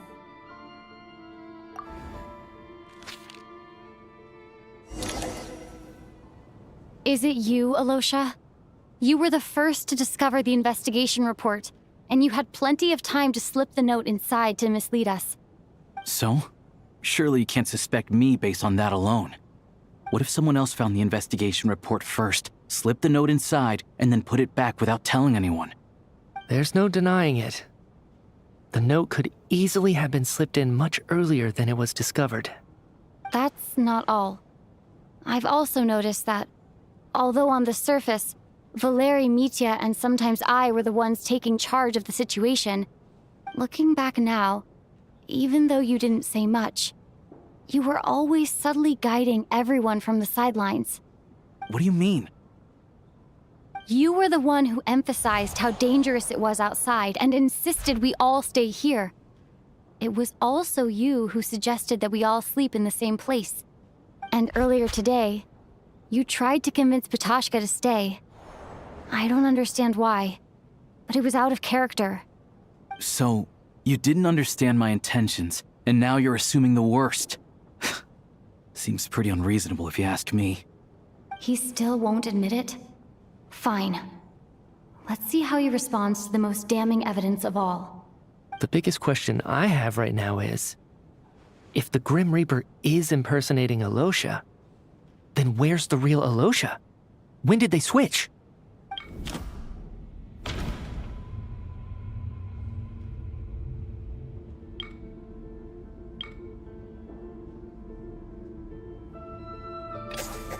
That's right.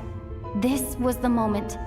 Right at the start, before any victims had even emerged, Alosha was switched with the ruler of death while everyone's guard was still down.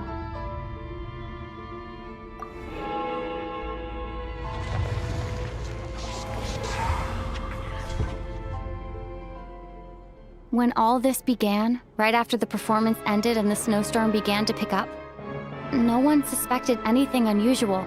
We just assumed we were snowed in. It wasn't until we discovered the bodies the morning after that we realized something out of the ordinary was going on. But it's clear now that the oddities actually started earlier than that, when Dimov walked into the snowstorm and never came back. Right. So Mr. Dimov was the first victim, not Sobolova and Torgov. And if we pinpoint that moment as the beginning of this incident, then one thing becomes clear. Alosha, you are the only person who walked into the snowstorm and came back without the help of Vojanitsa's Requiem. More precisely, Alosha never came back at all. The one who came back was the Grim Reaper. Not bad. Well, since you've backed me into a corner, I suppose there's no point in keeping up the act anymore. Alosha? You're the Grim Reaper? I am no such tired cliché. Mortals should address me as the ruler of death.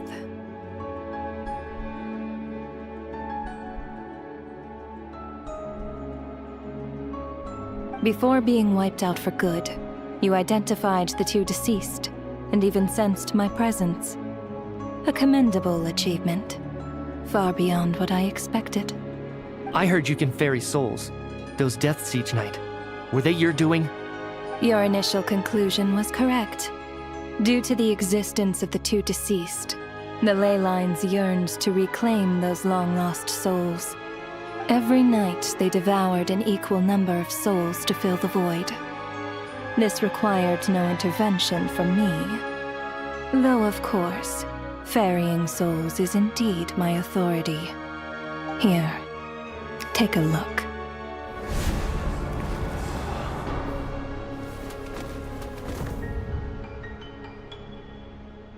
What are you doing? That takes care of today's too. Don't get so worked up. You are already dead, and your souls must return to the ley lines.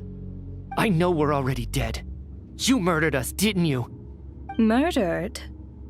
No. Murder is when mortals usurp my authority. Death is my jurisdiction.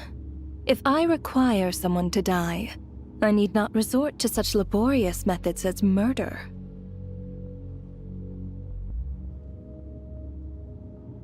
You simply met the criteria to trigger my curse of death. I know about the curse of immortality. So there's another death-related curse too? You cursed us? When? And why would you do such a thing? So often, humans pray to me, begging to know when their death will come, and what form it will take. But few people ask why. If you must have an answer, know that death comes simply because one's time has come. So you're not gonna tell us the truth? Hold your tongue. By all rights, you shouldn't even be allowed to speak with me. Those angels from the past are to blame for the reckless renovation of the ley lines here. It's made my work on this occasion infuriatingly complicated. Work? So trapping us here, making us watch our friends die, that's just another day at work for you? You clearly have a lot of questions. Fine. As a reward for your remarkable accomplishments over the past few days, I shall answer a few of your inquiries, provided they aren't too unreasonable. After the physical body dies, the soul must return to the ley lines for that person's death to be considered complete. My work encompasses the entire process of death, including, naturally, the guiding of souls into the ley lines, with which you are now so familiar. You must also be rather familiar with Natlan's Night Kingdom, I presume? It was I who supported the creation of the Night Kingdom. It provided a convenient means of guiding the souls of Natlan. Here, too, the ley lines connected to the theater underwent some modifications. The angels hoped to make them capable of accommodating the souls of some special creations. But this actually hindered their ability to accept ordinary souls to some degree. This effect manifested itself after you died from the curse in the theater, leaving you stranded in the afterlife, unable to achieve a complete death. But if souls who die from the curse of death fail to return to the ley lines within a short window of time, they will miss their chance for good. Then, they will remain forever suspended between life and death, no longer subject to the authorities of either. So if you don't resolve this matter soon, and see all our souls return to the ley lines before long, we'll escape your control. Nitya is sharp. This must be what Renova was worried might happen, and the reason she got involved to begin with. But if you have the authority to guide souls, why didn't you just show yourself and get it over with? Why hide among us in the form of Alosha? You seek to understand the mind of a god. Very well. I'll tell you. This is a theater, and I decided I wanted to watch a show about death. That's why I encouraged you to take the events to the stage. I found myself getting quite immersed. I suppose the entertainment you provided makes up for all the trouble you've caused me by being so defiant in the face of death. There. Are you happy with my answer? Can't say I am. Really? But it fits the stereotypes you humans have about gods. Just moments ago, you were complaining about how infuriatingly complicated your work here has been. Work is work, I get it. There are times when it's a huge pain, but you just have to get it done, right? That's a rather unique perspective for a human. You are in fact correct. There is a pain point in this case. Due to the obstruction in the theater's ley lines, there is a hard limit on the number of souls they can receive each day, making it impossible for me to ferry all your souls at once. Revealing my identity too soon would inevitably have led to futile resistance, and there was a risk that any souls who chose to run would disappear. Then there was the issue of the 2 lost souls you called the deceased. The way you resolved that quandary was all part of my design. That's what I don't understand. If all of us were souls of the dead, what made their presence among us special? For centuries, they have refused to return to the ley lines, exploiting the issues created by the angel civilization to resist being drawn in. Centuries of obsession accumulated during this process. You may think of this obsession as the resentment of the dead, and in this quantity, it was a bomb that could have detonated at any moment. It reached the point where I could not afford to leave it unchecked. But the only way to fix it was to help them acknowledge their own deaths, make peace with their regrets, and willingly walk into the snowstorm. Only then, with my guidance, could they finally return to the ley lines. Otherwise, you would not like to know what the consequences would have been. I vaguely remember seeing Patashka, but in the most terrifying form. Was that in a dream? Is that what would have become of her if she hadn't returned to the ley lines? I see your dreams brought you many revelations. So you see, death in fact grants wisdom to mortals. Souls connect to all things in the world and see the chain of cause and effect between them. It's nothing unusual. Anyway, giving psychological counseling to lost souls is not my strong suit. That is more of an angel's role. It was something I could not resolve directly using my authority, so I decided it was easier to leave the bomb defusal to you. Meanwhile, of course, their presence caused the souls of other members of your party to return to the ley lines each night. From where I stand, That was killing two birds with one stone. As both issues slowly resolved one another without me having to lift a finger, all I had to do was stay close by and keep the situation under control. Then use my authority to wrap things up at the end. And, of course, while I was at it, I thoroughly enjoyed watching this drama, dealing with death from a mortal perspective, play out on the stage. Sounds like you had it all figured out, Grim Reaper. I just did the math. You said there's a hard limit to the number of souls the ley lines here can receive each day. It's 2, isn't it? That much is obvious, even to a fool. It's time to review this whole affair. If the ley lines can only take in 2 people per day, I need to go over the deaths from these past few days again.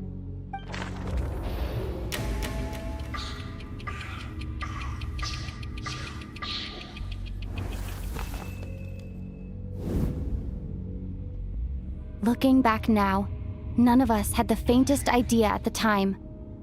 From the moment the staff member named Demoff walked into the snowstorm, the incident had already begun.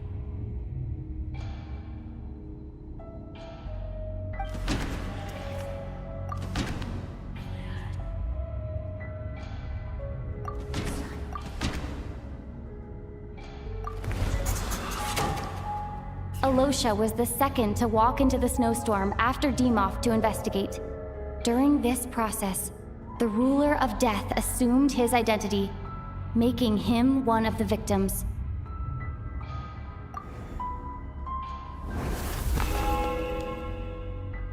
During our first night in the theater, everyone was caught up in the novelty of it all.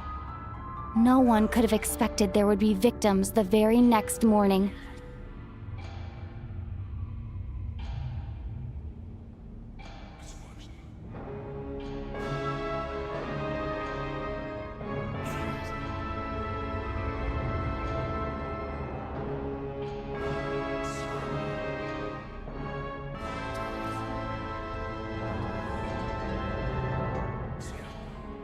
Despite all the confusion, and with the help of hindsight, we finally began to realize that something was amiss with the snowstorm.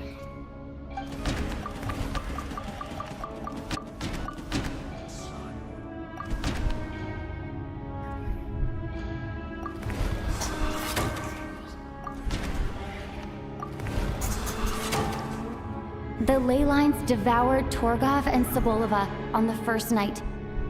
At the time, we thought this might be a murder case connected to Lelek.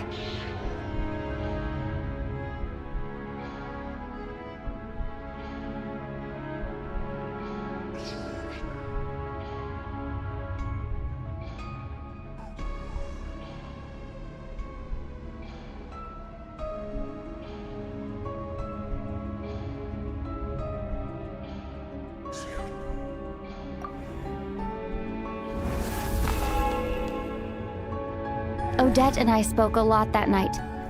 3 people were on watch, but in the morning, we discovered that someone had fallen victim all the same.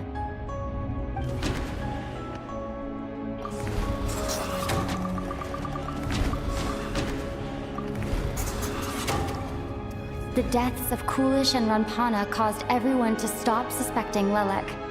Unexplainable phenomena occurred one after another, leading Mitya to suspect that we were caught up in a supernatural event.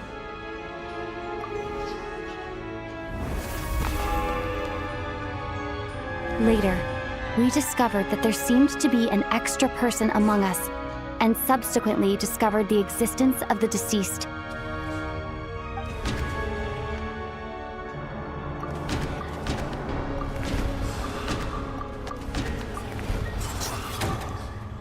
Mr. Schramm realized he was the deceased and walked into the snowstorm to return to the ley lines of his own accord. It turns out there really was a dead person among us.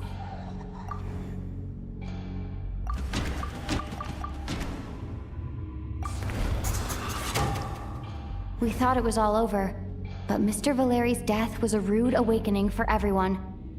Once again, the ley lines consumed him during the night. A lot happened today.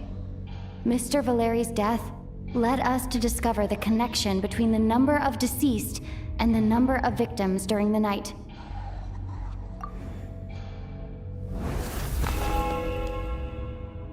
The fact that there was more than one deceased seemed to bring us back to square one. Odette revealed some information she had been keeping to herself.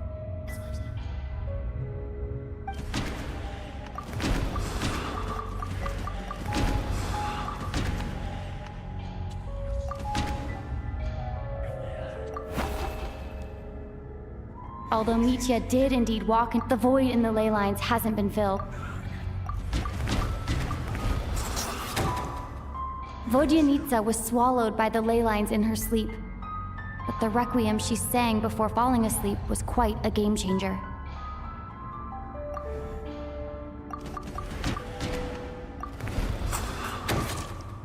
As it happened, Katashka filled the void left by Mitya's return from the ley lines by walking into the snowstorm this morning. The girl I thought was Child's sister, Tonya, turned out to be another of the theater's deceased.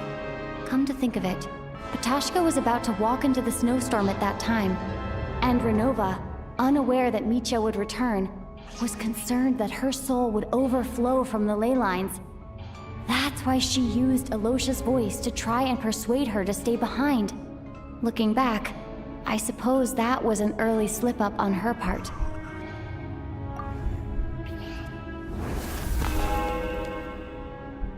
No one could have expected anyone who walked into the snowstorm to return. But just after nightfall, Mitya returned, bringing crucial information with him. Various truths began to surface, including that all of us were already dead, and that the ruler of death was here among us. Then, after revealing her true form, Renova callously claimed 2 souls.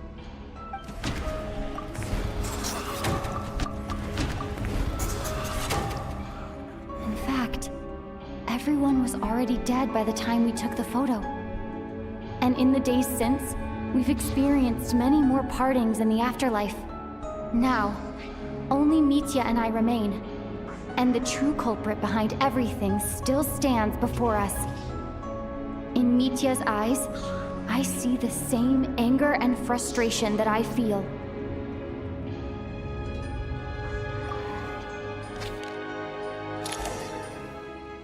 That covers everything. It's all clear now. Your work isn't finished here yet, is it? The Traveler and I are still standing here, safe and sound. The Water Imp's song threw things off a little, but it is of no consequence. The ley lines have already anchored your soul, and the first ray of light tomorrow morning will take you back. I, meanwhile, need to review my attitude towards the Water Imp race. So the reunion in the night that Vodyanitsa mentioned, I suppose that was never meant to be a permanent reunion. That just leaves you, Traveler. My power only allows me to temporarily separate your soul from your body. The ley lines of Tevat would not accept you, and your soul is firmly anchored to your body by your will. For a descender like you, who is not bound by Tevat's rules, your death can only be brought through the most violent of means, such as directly destroying either your body or soul. I have no interest in involving myself with Descenders, for now. Although, this may change if Asmodee remains missing, or you insist on interfering with our affairs. One last question then. All our struggles and sacrifices here, they were meaningless from the very beginning, weren't they? Death abides no reason. Besides, what you call sacrifice is merely a concept created by humanity. To me, it is nothing more than a self-indulgent charade in the face of death. Mere mortals fantasizing that their actions could reclaim something from my grasp. A truly laughable idea.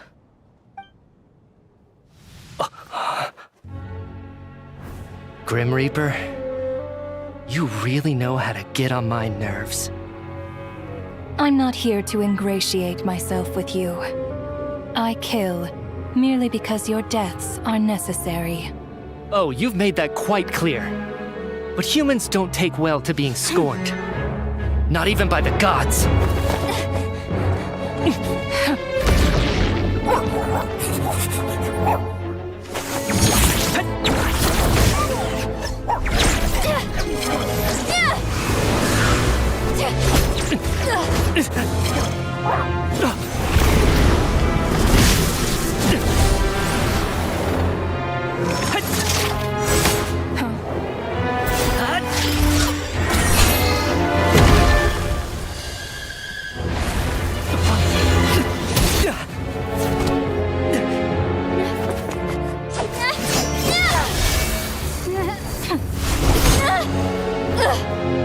This is futile.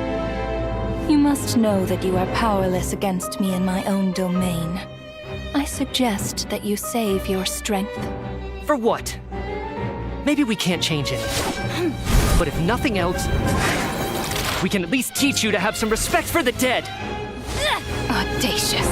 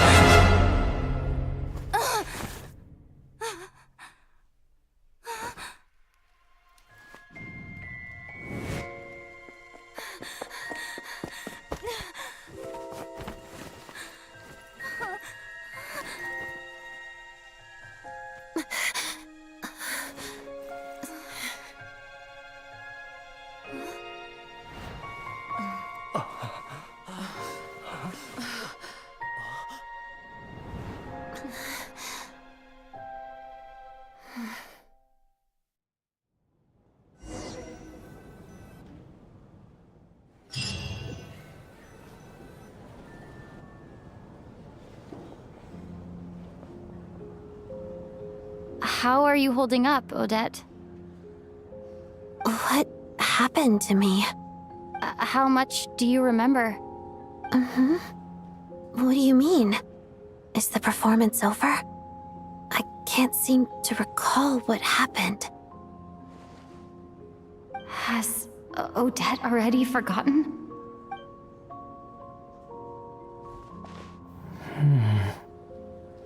Mitya? Oh, I'm sorry. I guess I spaced out there for a second. Remind me who you are? Don't you remember anything?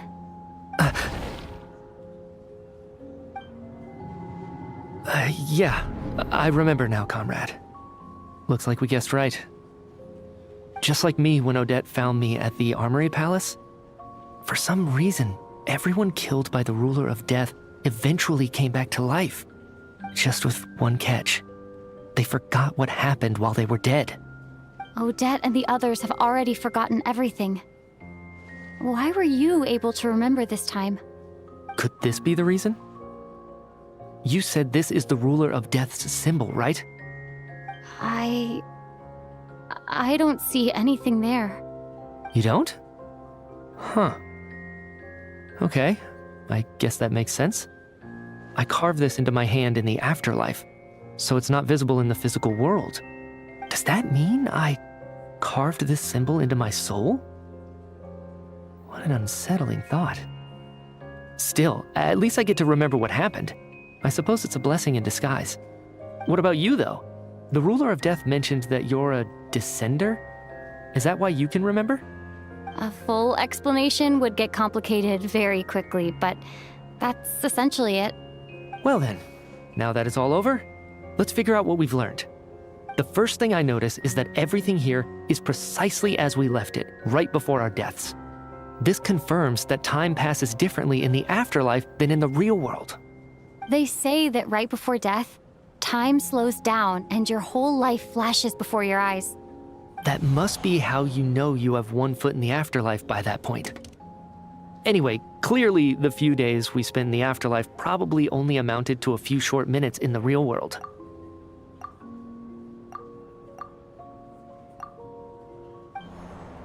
This also aligns with previous reports of widespread temporary memory loss among the Armory Palace personnel. Now it seems likely that those were all brief deaths caused by the Grim Reaper's so-called curse of death.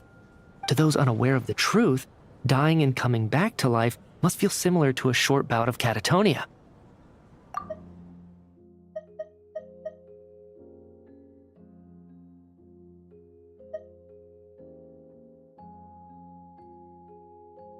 This leaves me with a couple big questions.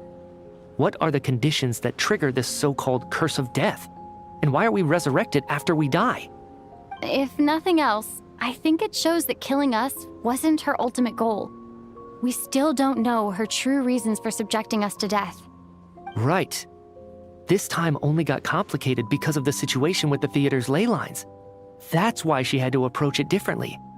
If the previous incidents of amnesia among the researchers are anything to go by, killing us is usually a pretty routine matter.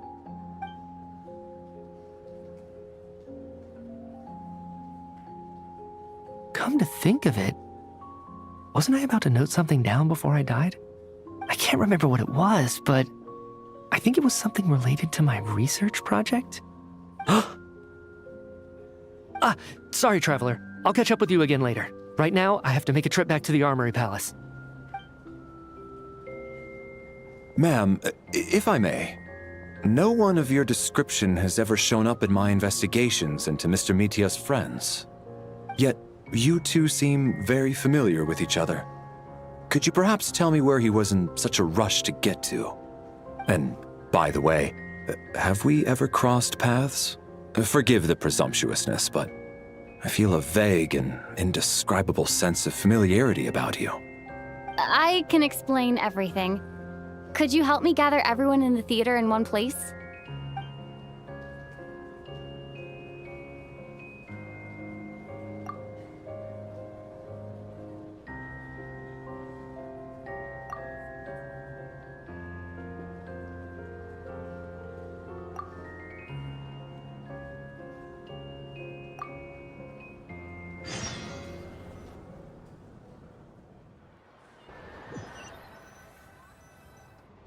So Chuganov really is going to shut down the factory. I guess this theater incident actually did us some good after all. So, you said I promised to take you to the Armory Palace while we were in the afterlife, yes? I believe you. I think I even have a vague memory of it. Agreed. Let's check in on her first. The whole reason for our trip to the Armory Palace anyway is to figure out what's going on with her health.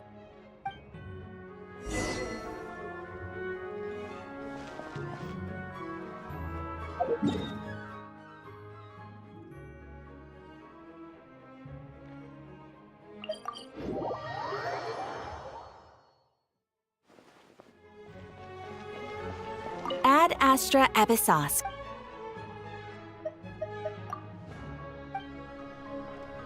Ad Astra Abyssos.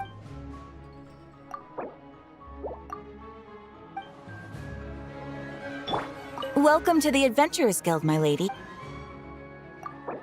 Thank you for completing today's commitment.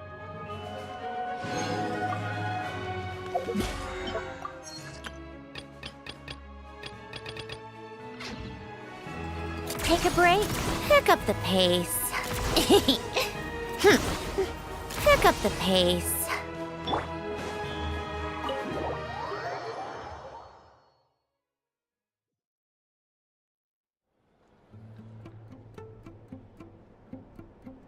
I'm finally back.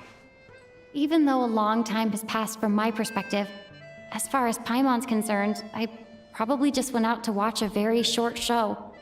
I should keep my emotions in check when I see Paimon again, or it'll seem weird. Wait. The atmosphere here feels off.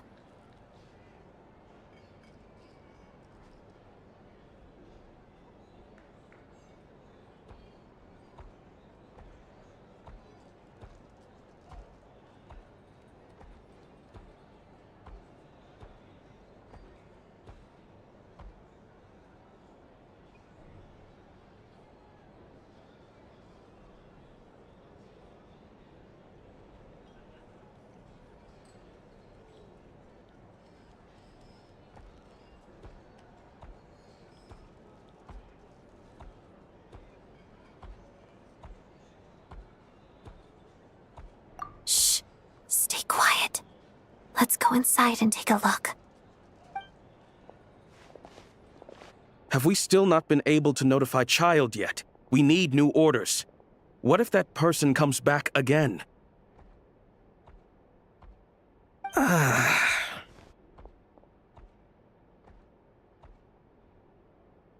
I'm so sorry.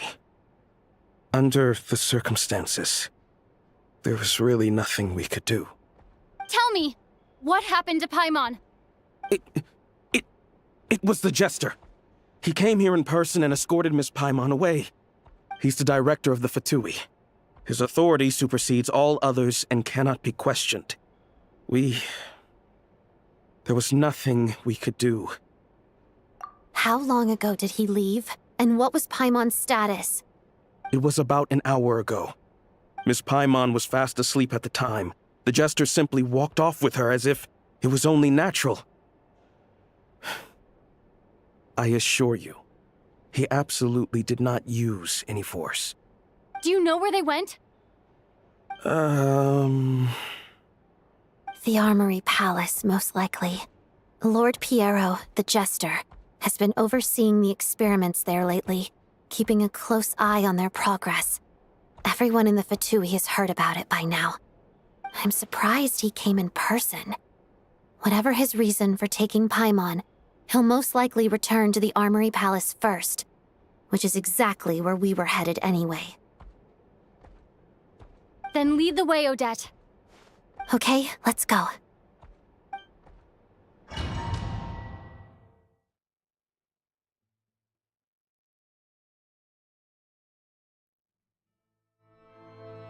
It's just up ahead.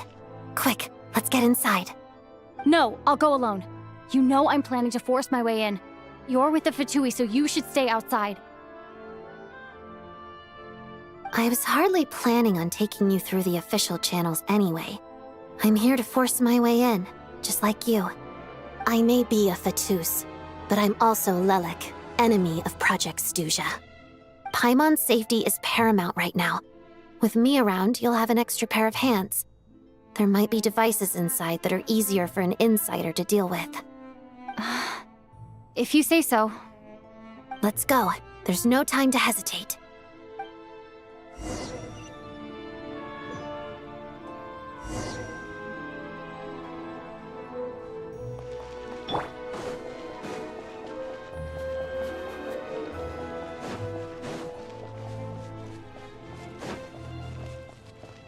Hey, who are you? This part of the Armory Palace is under restricted access. What do you think you're doing? No questions, please. We're short on time. Let's begin. That's supposed to hurt.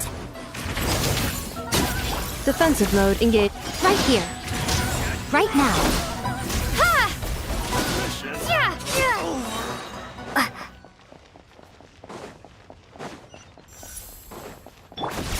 Ultimatum protocol.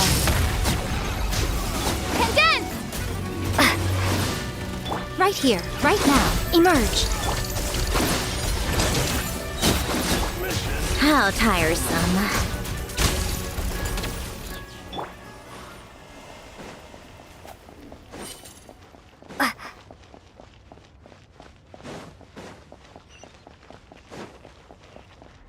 I spell your doom. A tricky one.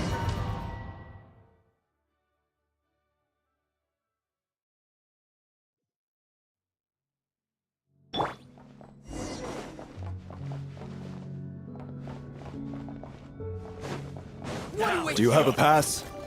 Where are you coming from? So, you're intruders, huh?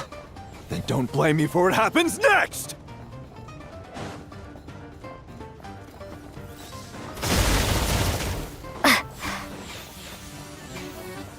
Encase! Insulation chamber. Come on out. Right now. Right here.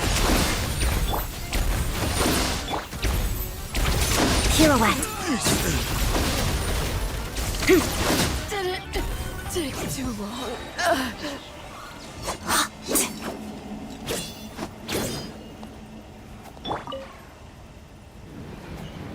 The Armory Palace is hidden this deep in? This place is much bigger than I imagined. They're conducting top-secret research, after all. The deeper it's hidden, the better, is standard Fatui logic. The style doesn't really look like the Fatui's handiwork, though. They must have requisitioned some structures from a past civilization. It also serves as a bit of a disguise. Intruders! Stay alert! Cryostorm! Show them. Right now. Together. Pas de deux. Crystalline Adagio.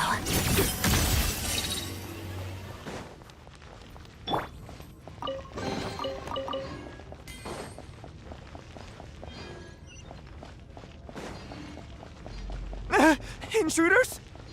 Don't come any closer! Just what are you guys trying to do here? I'm short work of your skull! Ha! Cryostorm! Condense! Emerge. Right now. Emerge. Let's begin. Pirouette. No one interferes with a jester's work!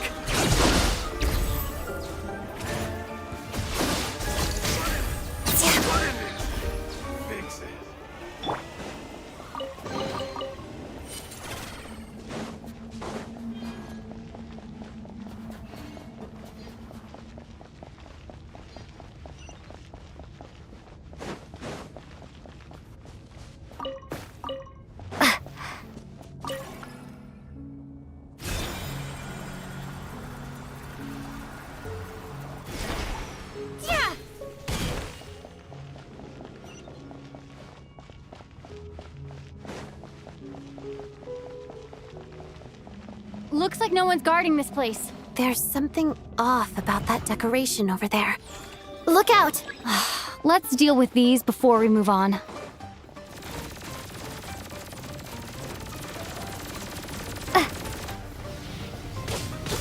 Encase!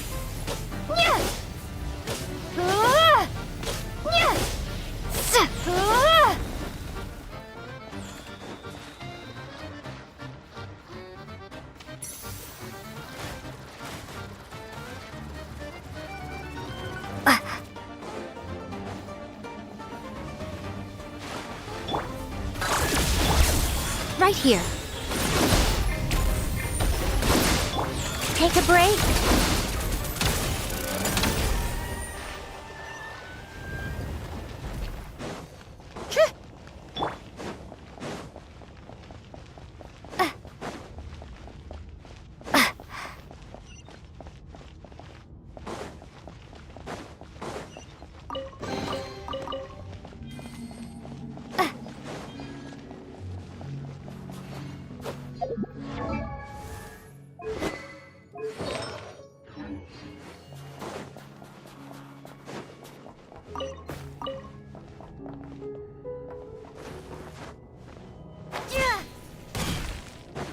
The researchers here probably don't know that we're uninvited guests.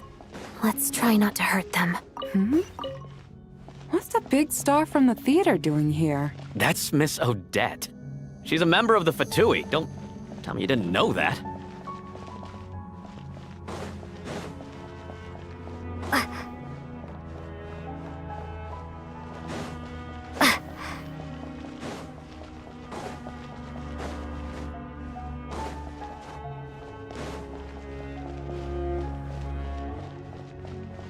Was the whole reason for Project Stuja to support the research here at the Armory Palace? Just what are the Fatui and the Tsaritsa planning?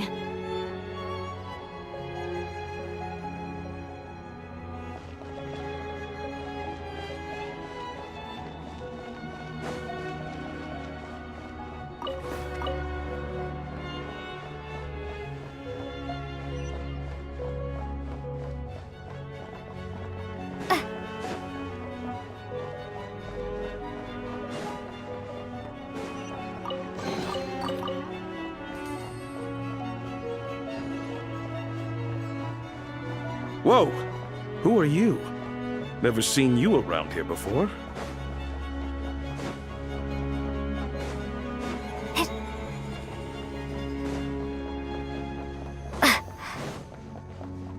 Looks like there's no way through here. Maybe using the power of this prism could help?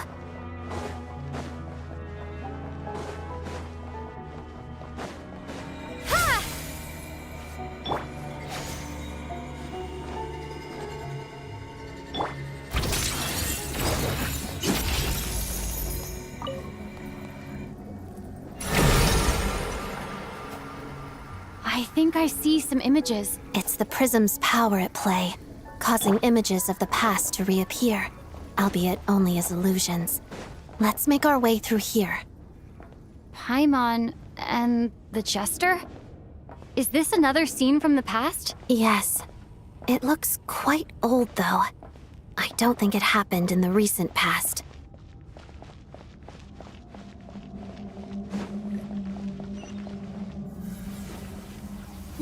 What's going on here? What happened? The source seems to be the Armory Palace.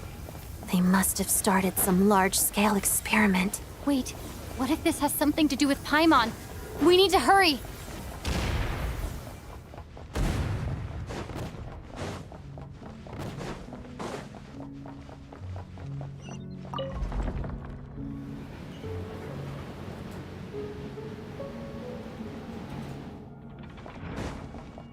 We're almost there. The Armory Palace is just up ahead. Paimon, please be okay. Right now, right here. Cleanup sequence initiated.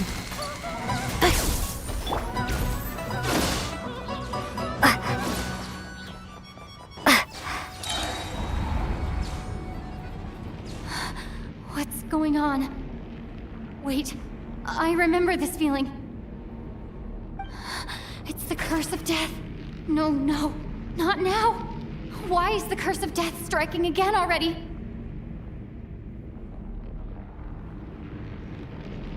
Odette?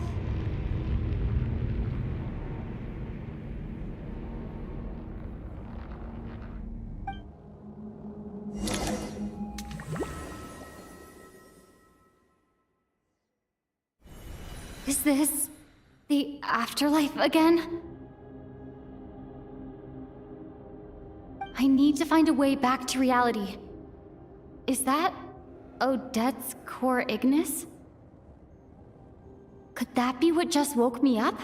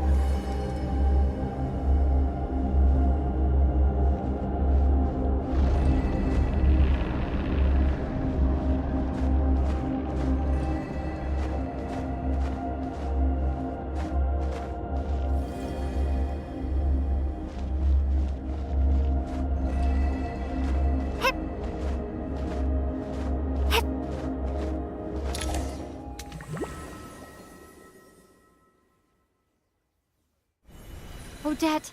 Odette! No signs of life, but past experience says that she should be resurrected before too long. Right? Did Odette intentionally use her core Ignis to guide my soul? I feel like something similar happened in a dream I had before. Thank you, Odette. If not for you, my soul wouldn't have found its way back to my body so quickly, and I might not have woken up so soon. But I'm sorry. I don't have time to protect you. I have to use the time you bought me to get Paimon back.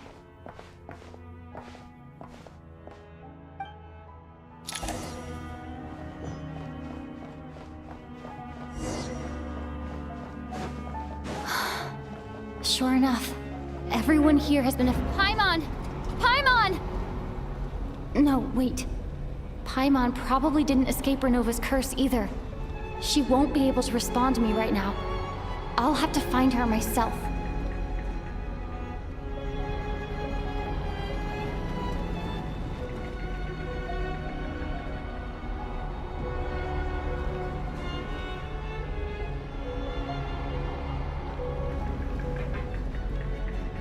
Mitya!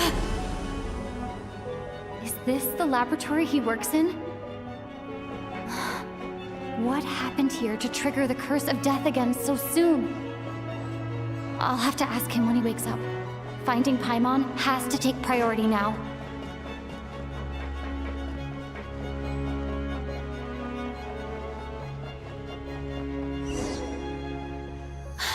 I found her! Paimon really is here!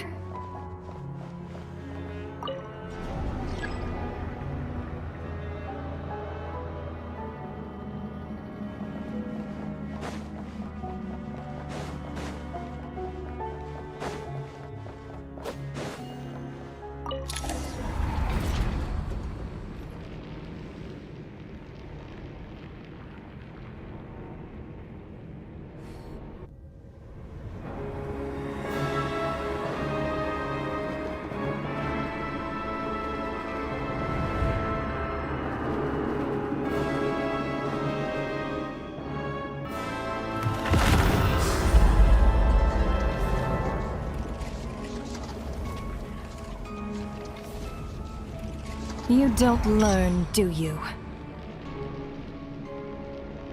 You've already been involved in one mass death, and now you show up at the scene of another. This might have passed for a coincidence the first time, but a second time? Am I to assume you are intentionally interfering in Snezhnaya's affairs? Judging by your expression, it seems that you understand little of what is going on here. In that case, a word to the wise. Do not interfere in Snezhnaya's affairs. A civilization that fails to learn its lesson constantly depletes its own worth. It will one day lose any reason for its existence. And as a descender, you are perfectly suited to be the lifeline to which a dying civilization might desperately cling.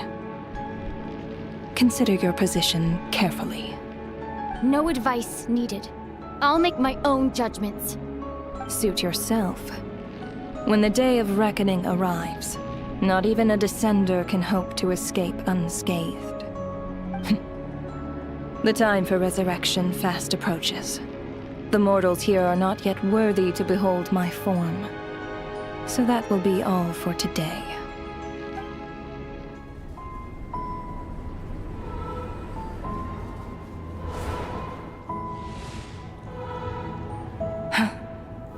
That thing is coming with me.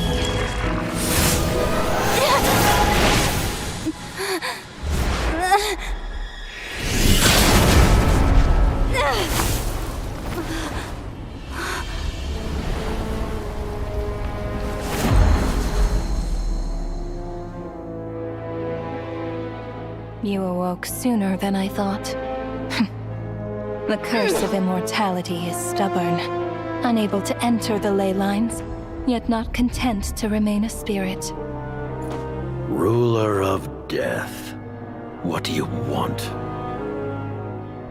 You perplex me. Both you And you. That thing may be a creation of Celestia, but it possesses none of Celestia's power, let alone authority. Your obsession with it baffles me. No matter, the resurrection will soon begin. It's worthless anyway. I'll reclaim it next time.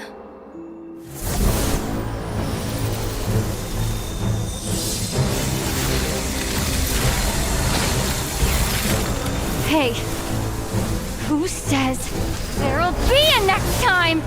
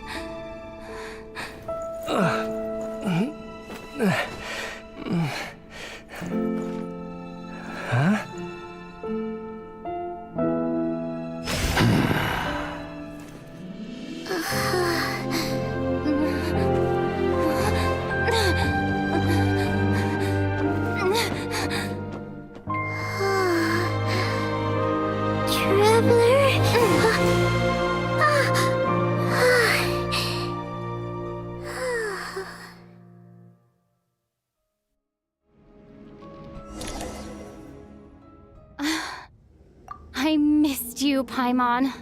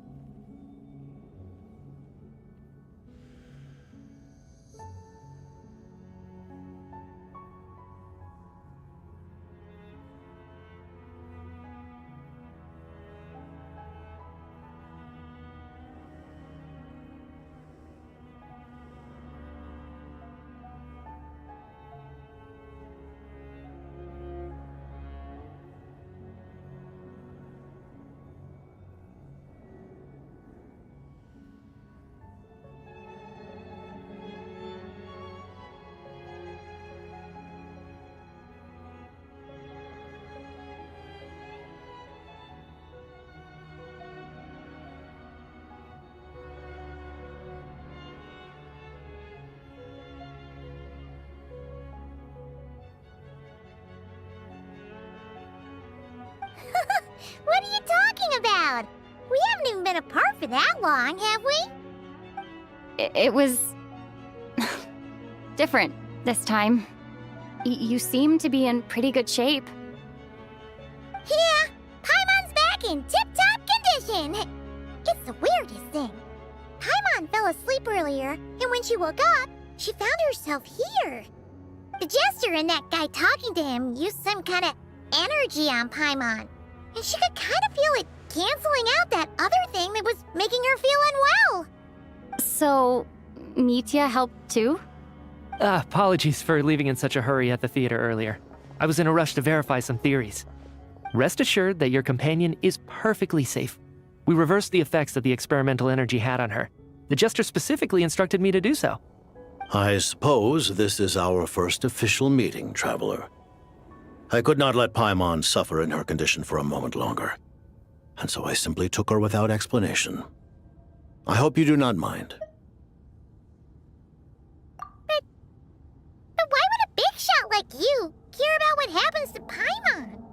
As I said when you first arrived in Snezhnaya, we once spent some time together in the distant past. Oh yeah, you did mention that. And Paimon did think you seemed strangely familiar the first time we met. I'm afraid the reminiscing will have to wait. Mitya, let us continue with the report. What conclusions, if any, did you reach from conducting the final experiment of our energy research ahead of schedule? The good news is, my hypothesis regarding the Ruler of Death has been verified. As for the bad news, I recommend we suspend the experiments and Project Mistleton until further notice. Currently, we have no means with which to make a breakthrough. I say this purely as a scientist, guided by reason alone. I will trust your judgment. We shall put the project on hold until the Ruler of Death has been eliminated. Wait, what are you guys talking about?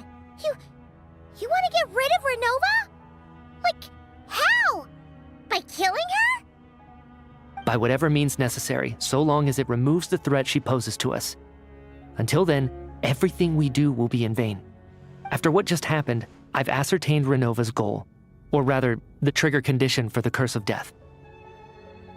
Okay, let's hear it. What she's doing is blocking Snezhnaya's technological progress, preventing us from possessing any means with which to threaten the heavenly principles. Just like the little lapdog she is. So, any ideas, research, or experiments that lead to technological progress can trigger the curse. Just now, for instance, I was set to launch a final phase energy experiment ahead of schedule. If the experiment was successful, we could have achieved a crucial breakthrough. As expected, though, the moment the experiment began, all the researchers, technicians, and witnesses died from the curse. All that effort, not to mention the energy and materials we relied on Project Stuja to gather for us, went to waste. In the end, nothing was gained. Does that mean something similar happened when we were at the theater? That's right. During the performance, I thought of an important breakthrough regarding the experiment, and wound up dragging everyone into this.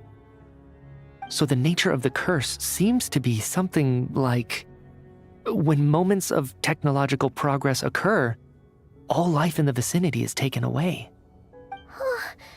What a violent method. Of course, that meant the curse was normally limited to the Armory Palace. Since outsiders are forbidden from entering, this mass death phenomenon went unnoticed, until Odette came along. I believe she was the first witness. The Curse of Death was triggered just before she infiltrated the Armory Palace that day. But you mentioned something about a final stage experiment. Doesn't that mean you've actually made some progress? That's right. Even with the gods locking certain key components out of reach, humanity can still advance technology in incremental steps accumulated over time. But, as I'm sure Renova anticipated, even incremental progress has its limits, a point where the truth you're seeking must be put to the test in an experiment. You mean the experiment you were just about to do? Yes, we were at a critical juncture, a moment where the quantitative was about to translate into fundamental qualitative change. With this single experiment, we could have brought everything we've worked for to fruition. But now, after already being forced to fumble around in the dark all this time, it feels like we've truly hit an impenetrable wall. As long as Renova's Curse of Death persists, we won't be able to advance the experiment or obtain any results. And with Project Stuja having been in effect all this time, at our nation's current strength, repeated trial and error is simply unsustainable. Only by eliminating Renova first will it be possible to continue advancing our plans. But she's the ruler of death! She can just kill whoever she wants, right? That's gotta be the scariest power ever! Is it even possible to beat her? We'll see. But one thing's for sure. She definitely can't just do whatever she wants. The best proof of that is me, standing here, very much alive. You're saying... Wouldn't it be easier to just kill all of us researchers for good? Why resurrect us over and over again? Why let us advance our technology to this point? So, you're saying even the ruler of death has limitations we don't know about? Exactly. And I think that's where the key to our breakthrough lies. Regardless, the ruler of death has always been an obstacle we must overcome. Indeed, we must face life, death, time, and space. After all, our goal is the heavenly principles. The Fatui want to challenge the heavenly principles? For a long time, I've had a vague suspicion the Fatui and the Tsaritsa were targeting the heavenly principles. But hearing the Jester admit it is still a shock. No wonder that Tsaritsa's goal has always been kept a secret from the people. What kind of road will that lead Snezhnaya down? In that case... Lord Jester, I would like to request some leave. I'd like some time to organize my thoughts and go over the data. Granted. Get some rest, put the experiment out of your mind, and take care that the curse of death doesn't affect any civilians.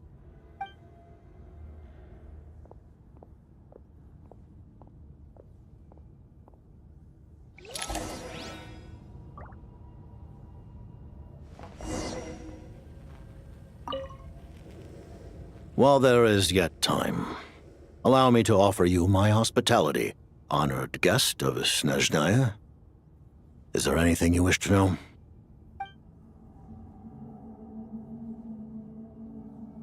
I remember hearing the term Mistleton from Columbina. Yeah! Paimon wanted to ask about that when the name came up just now. What is it? Paimon's heard of Project Stuja, but not this one. As you know, Project Stuja is a series of measures enacted to consolidate our nation's resources, the greater purpose of which is to serve Project Mistleton. Many of the things you have encountered thus far are essentially for the advancement of that project. This includes the Kuvaki Experimental Design Bureau in Notdry. Researching Kuvaki was merely a facade. Its core objective was to use local resources and research findings to build Mistleton itself. And that's a weapon built for the final battle against the Heavenly Principles, isn't it? Huh? How did you know that? I was given some intel, and I made some deductions. Wait. You must mean that thing over there. Oh, Paimon's gotta take a closer look at this thing. Especially after you guys sent so many people to Nagrai to work on it. Kuvaki alone will not break through Celestia's defenses, let alone challenge the heavenly principles. The heavenly principles are no doubt accustomed to combating the power of the light realm, and elemental energy is simply the power of the human realm, converted to that form by the heavenly principles themselves. Any attempt to use this power against its creator would be a futile endeavor. For now, therefore, we have set our sights on the form of energy associated with the third descender and the stellar linchpins. This may hold the potential to allow Mistleton to contend with the heavenly principles. You could say that by reverse engineering the stellar linchpins to extract the energy within, we have obtained a source of anti-Celestia energy. The Kuvaki Experimental Design Bureau, Project Stuja, and the new energy experiments. Huh. So, Project Mistleton is what ties it all together. And it looks like your plan is almost complete. No wonder the ruler of death came after you. Her Majesty the Tsaritsa has embarked upon an expedition to vanquish a monster. Were it not for this, I imagine she would have been delighted to grant you an audience. Seems like the powers that be in Snezhnaya don't intend to hold my past conflicts with the Fatui against me. The Harbingers have been granted significant autonomy in retrieving the Gnosis. But by the same token, they do not completely represent Snezhnaya's official stance. You read my mind. Speaking of the Gnosis, Paimon's been dying to ask this question since forever. Why exactly does the Tsaritsa want to collect them? Is it something to do with the fight against the Heavenly Principles? The Gnosis will undoubtedly serve as a key bargaining chip when she confronts the Heavenly Principles. Beyond that, you had best ask the Tsaritsa herself. I am not sure if this information is mine to disclose. What do you mean, not sure? Don't you make the rules? You're the highest-ranking Harbinger! Ugh, never mind. Taking on the Heavenly Principles is something most people wouldn't even entertain in their wildest fantasies. Why is the Tsaritsa so fixated on this? In Tevat today, civilization is nothing but an illusion. Something whose very existence can be negated at any moment. Our civilization may very well be destroyed in the struggle, but as things stand, the Heavenly Principles could choose to negate our existence on a passing whim. And we must not sit back and accept that fate. Only by changing the state of affairs, only by overthrowing the Heavenly Principles, can our civilization truly be said to have taken root. Otherwise, the fate of the people of Conria and Hyperborea is a cycle doomed to repeat itself. Accepting potential destruction in return for getting to control your own fate. Furthermore, perhaps this is still somewhat difficult for you to understand. Are you aware that all the rules of this world are made up of curses? Huh? All of them? Paimon knows about the curse of death you mentioned, and the curse of immortality that you and Dainsleif have. Then, the birth of the Hilly Churls, the rules of Natlan's Ode of Resurrection, those are curses too? Farina's long life seems to stem from a curse placed on her by Focalor as well. Yes. Even a god's love for humanity is a curse the Heavenly Principles inflicted upon the gods. What? The Tsaritsa has always had ample reason to hate the Heavenly Principles. If she can seize their authority, she will reconstruct the entire world, and when that time comes, humanity will be completely liberated from curses and lies. Look forward to it. It will be a world beyond your imagination. Though the ordinary people of Snezhnaya may not understand these details, in this frigid land locked in a ceaseless struggle against the environment, in this nation to which the gods have never shown favor, we all believe that standing in solidarity with the Tsaritsa in our shared struggle will surely usher in a new and better world.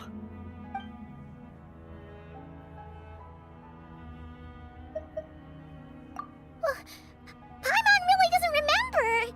He's basically a stranger. You've got to believe Paimon. Allow me to explain.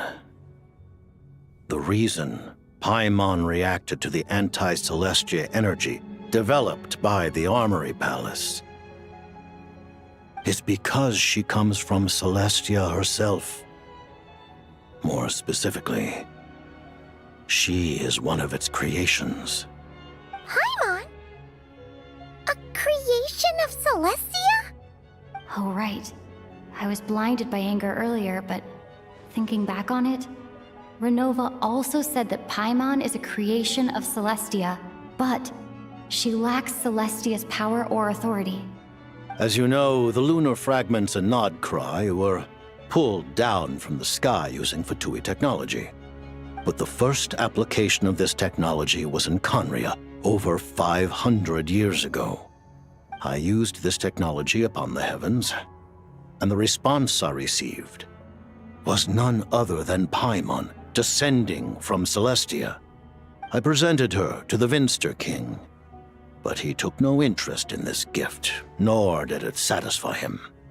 Paimon then took up temporary residence in my palace until, of course, the arrival of the Cataclysm. Wait, Paimon's a little confused. You're talking about things that happened in Conria 500 years ago. You're saying Paimon was there for that? But Paimon doesn't remember any of that. Falling from the sky? Being given away as a gift? None of it. Having lived through the Cataclysm, perhaps you too were burdened with some manner of curse. Although, losing your memories would indeed be the smallest price I've ever seen paid. But it's not just her memories from Conria. Paimon doesn't even know how she spent the last 500 years. She only has memories from the past few years. No matter how hard she tries to remember. What was Paimon like back in Conria? Did she know a whole lot because she came from Celestia? Was she super smart? Unfortunately, when you arrived in Conria, your consciousness was like that of a newborn infant. None could say what kind of being you once were in Celestia. During the time you lived in Conria, your personality was no different from how it is now. Aw, man! Paimon's plan to get her memories back and become super smart is ruined before it could even start. You know, even though Paimon lost her memories, she still feels weirdly close to you for some reason. That must mean you took pretty good care of Paimon back then, huh? On the contrary, I completely ignored your existence. I was entirely focused on my struggle against Troptatyr the Wise. But now, as I see it, it is as if you are the only sane thing that survived that era of insanity, and thus are worthy of protection. Noted. Man, Paimon's gotta stop projecting friendship on everyone she meets. But, Traveler? Even though you know Paimon's some creation of Celestia now, you still want her, right? You're not going to abandon her? Oh, phew! That's a relief. Paimon's just learning about this, too. She's barely even processed it.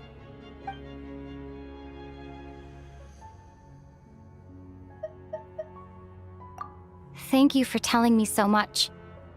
I'm a bit surprised, honestly. I didn't expect you to be quite so transparent with me. Given the circumstances, the Fatui need not hide anything from our allies. Allies?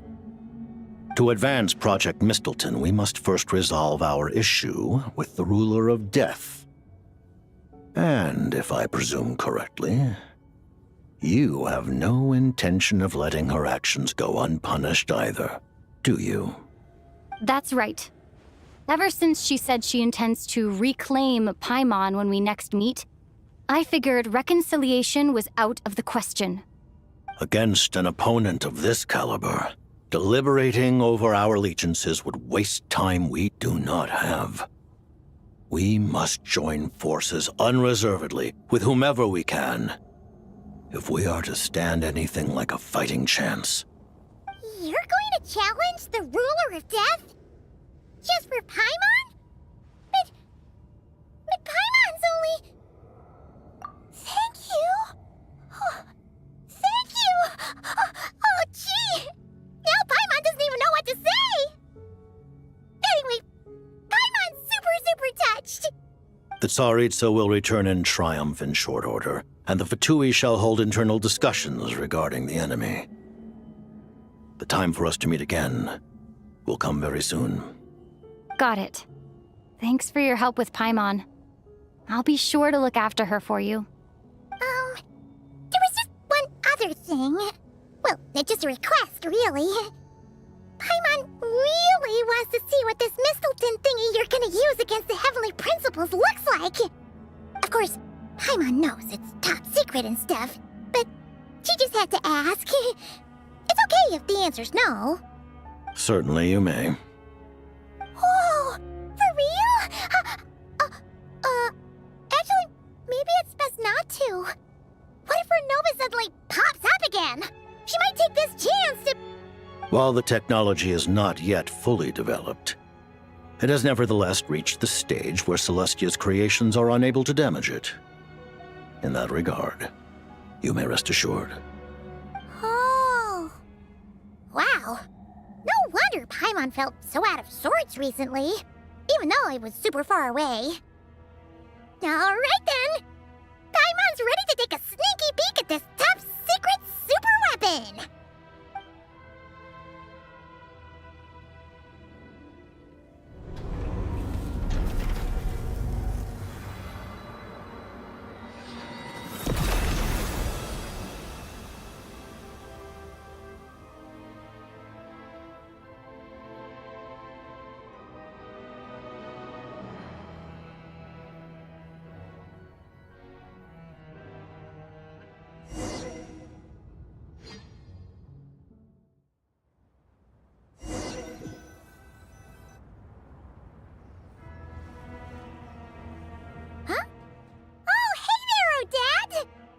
Paimon? You're okay. Thank goodness. You look well. Have you recovered? Long story short, yep, Paimon's all better. What are you doing here? Were you waiting for us? That's right. When I woke up, I wanted to go in after you, but the guards had woken up as well. It would have been tough to take them on alone, and there was no easy way to sneak past them. So I returned the way I came and waited for you here. It was thanks to you that my soul found its way back to my body so quickly. Thank you. Huh. That actually worked? Nice. I just figured I'd try my luck when that ominous feeling struck me. Really, you should be thanking this thing instead. Anyway, and now that things here are all taken care of, I have other things I should get back to.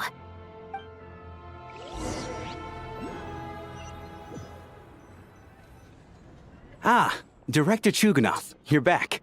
We just received notice that Project Stuja has been suspended, so we've convened an emergency meeting. This is the preliminary plan. In addition to expanding production capacity, we've also discussed feasible layoff plans to optimize revenue and expenditure structure. Our calculations indicate that the factory's profits will increase by at least 30%. Just give the word, Director. That won't be necessary. Leave the energy for those who need it. Whether they use it just to get by or to run a business, that's up to them. Start preparing to halt production and lay off the staff. Make sure the workers are able to land on their feet and that they are duly compensated. Thank you all for your hard work during this time. Am I hearing you right? Why? After all the tough times we made it through, now is exactly when we should start to turn a profit. I just suddenly don't want to do this anymore. Huh. Does there have to be a reason? Iskra, it's time to rest.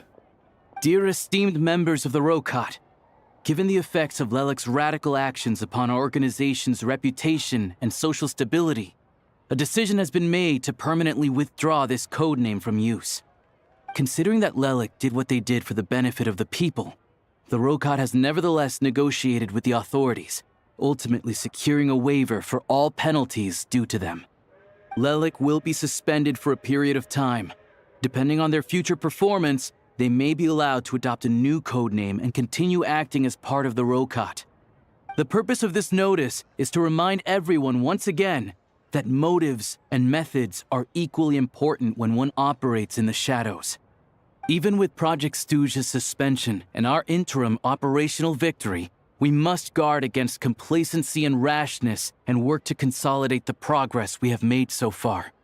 We act only for the greater glory and solidarity of our nation. May the aurora shine ever on, and the tundra always stand firm. We act only for the greater glory and solidarity of our nation. May the aurora shine ever on, and the tundra always stand firm. Looks like it's finally over. You mean for us? Just thinking out loud. I've never seen the Snezhna Grad Vecha so lively before. I never once thought I'd come here. But I understand everything now, Rosaline.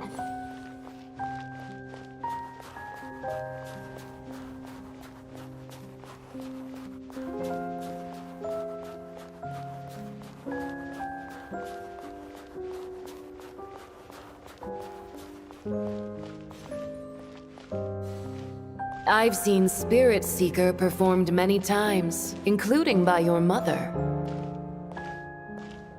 Why do you bring that up all of a sudden? Even though the choreography is always identical, every dancer finds a way to make it her own.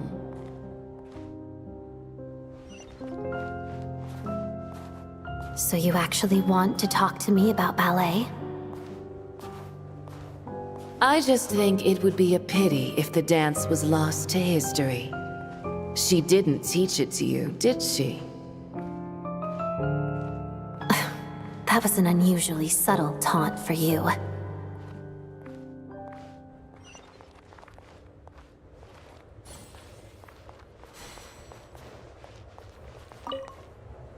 We embraced one another on the snow-swept plains, melting the ruthlessness of time. But when our bodies, in pieces, are cast to the winds, what of our love will remain behind?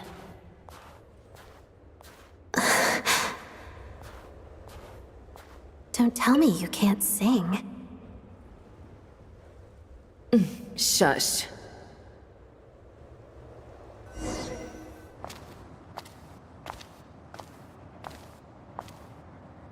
I understand her hatred. The Fatui robbed her of the life she should have had. I never opposed her dancing. Yet still I became an enemy of her ballet. I'll just keep my distance. Many despise me. I'm used to it. You're certainly not one to shy away from confrontation. But children, they need a different approach.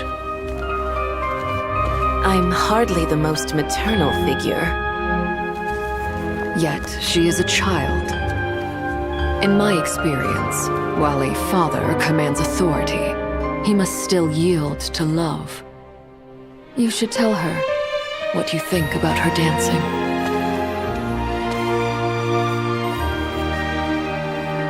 Odette will soon take the stage at the Koralyevsky Theater. This could be your chance. Geonosis secured. It went smoothly. I'll be there. Have them send me an invitation.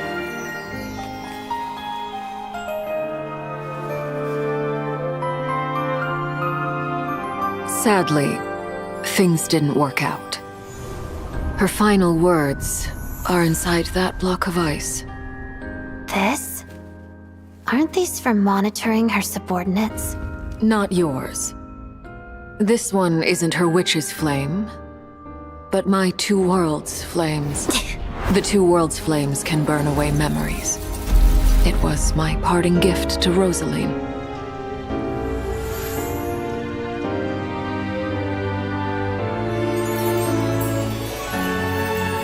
If all goes to plan, she and I will both live to see the Tsaritsa succeed.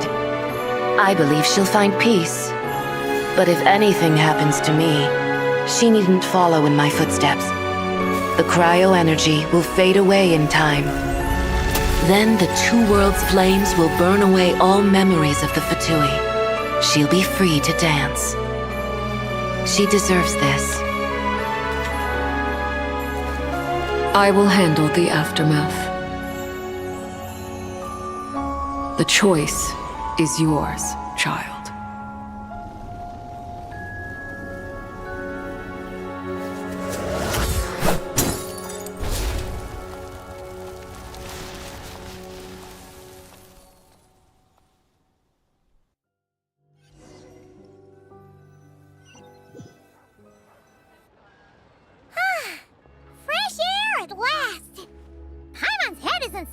anymore, and the fever's all gone.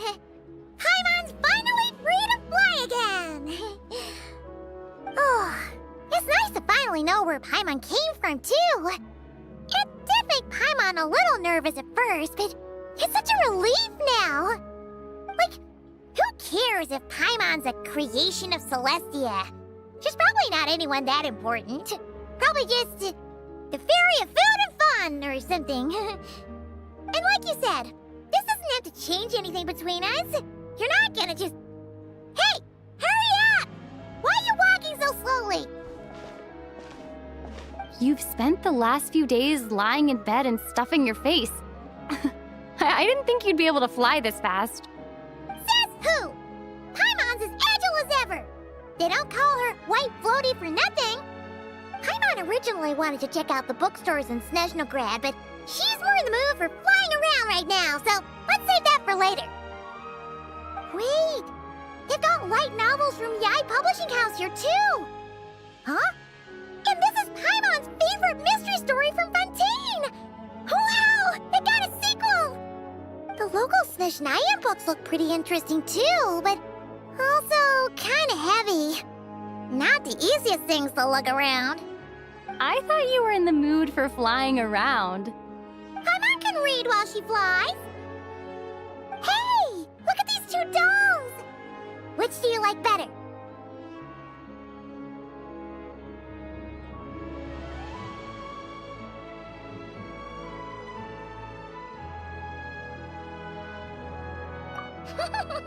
Alright! Boss, we'll take both. Paimon will have the other one. Oh, I thought we were only getting one. All right, fine, I'll pay. There you are. Thanks for visiting. Paimon will grab this and then... Huh? Huh? Huh?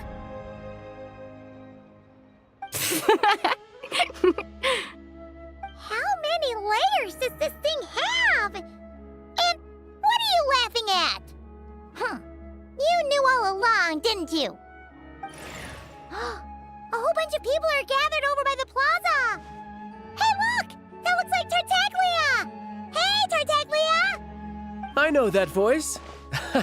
Of course. If it isn't Paimon and my old comrade. You're looking well, Paimon. All better? Yeah! The jester knew I was wrong and fixed Paimon right up! Thanks for sending someone to keep Paimon safe, too. Oh, yeah. About that. That was kind of embarrassing. Who could have known that our director would go looking for you in person? So sorry for the misunderstanding. Oh, right. Let me introduce you.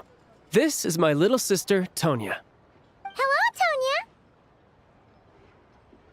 Hello. Firstly, I'm really sorry about my brother. Sounds like he's caused you no end of trouble. Hey now, why'd you have to start with that? Not that it isn't true, of course. So she's the real Tonya. She said you two didn't manage to meet up at the theater. She waited ages for me, and when I didn't show, she got a little worried and went outside.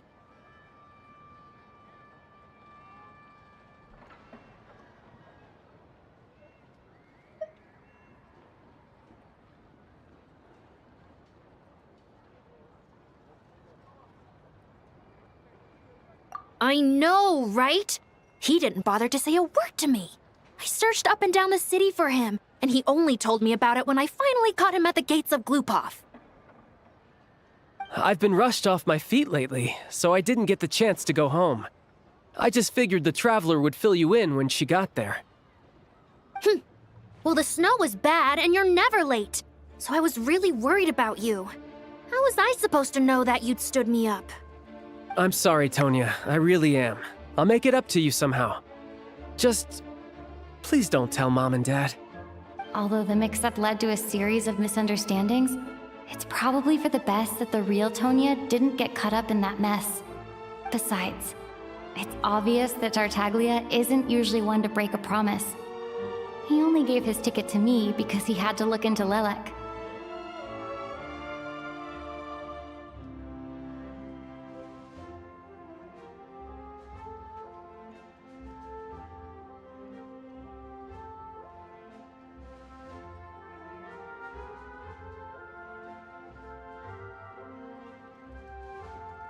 No, it's fine. It just meant I didn't get to see the show in the end. By the way, what did you think? You were one of the first people to see it, you know? I would say the best is yet to come. Huh? What kind of review is that? Hey, look!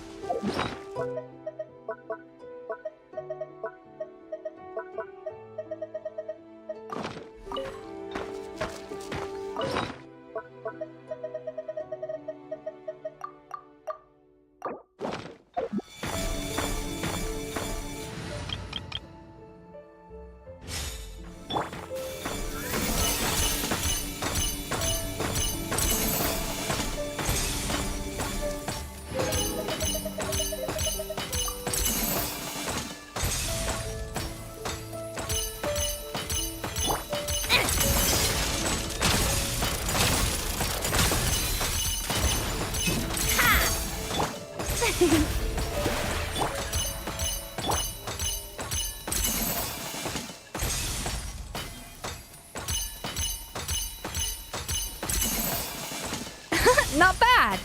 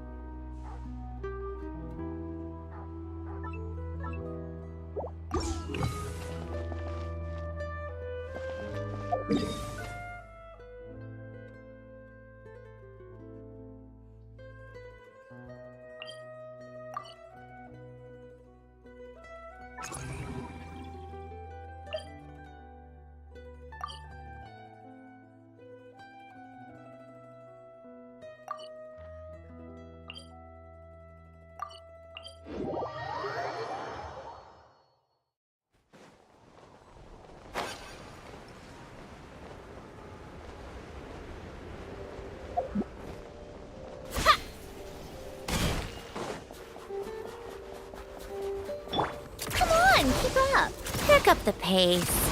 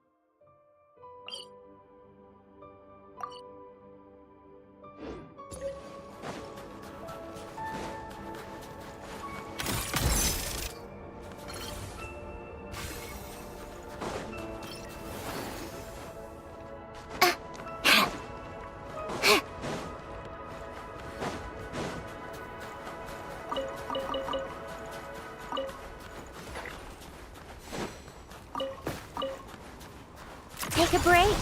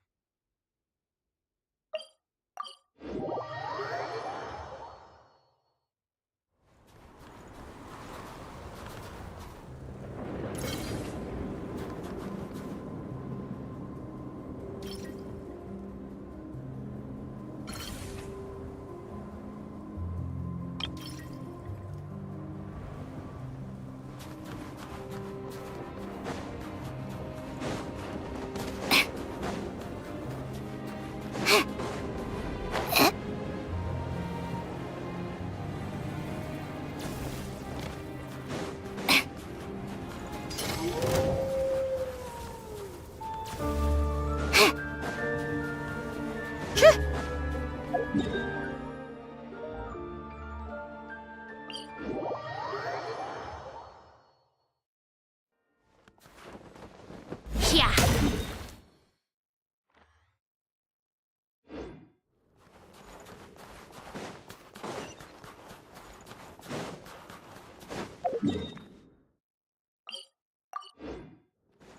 Come on, keep up.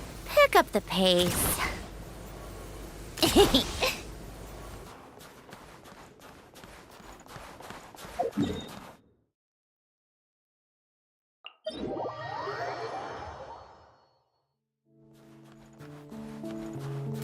Pick up the pace.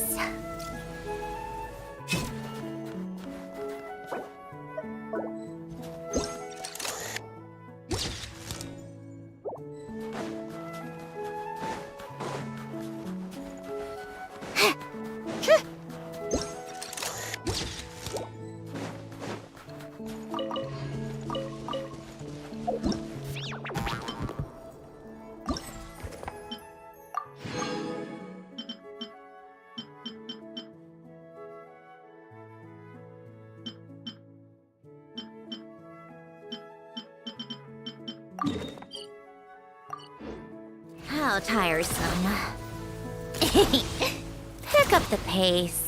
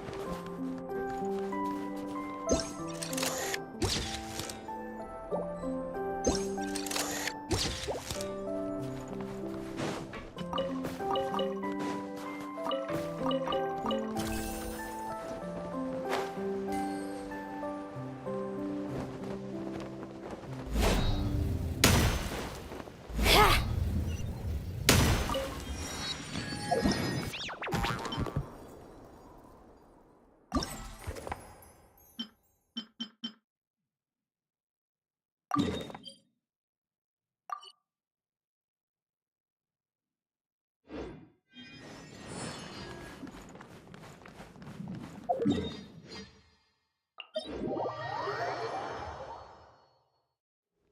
on, keep up.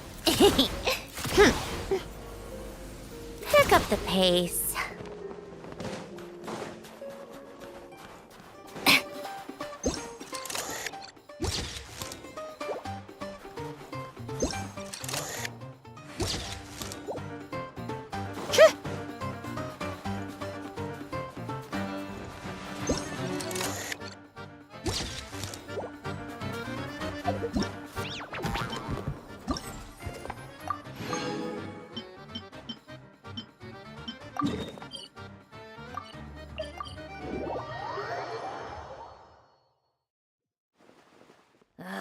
Time for more snow, damselettes.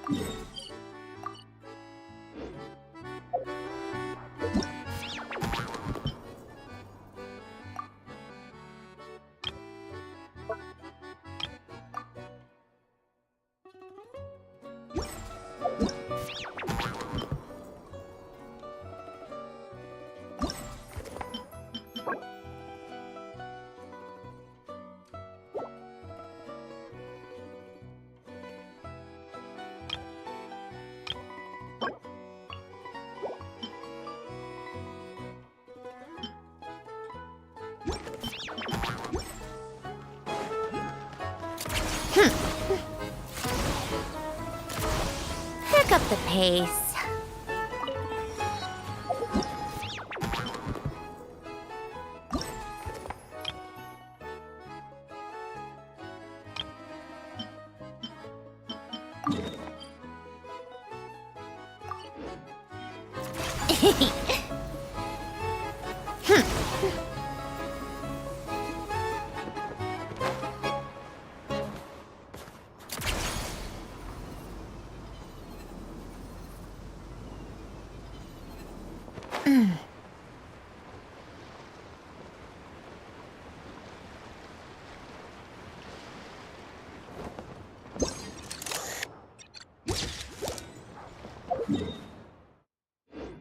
How tiresome.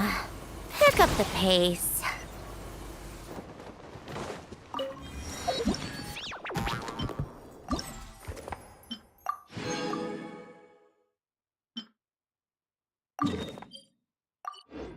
Take a break. Pick up the pace. Huh? All that work for this.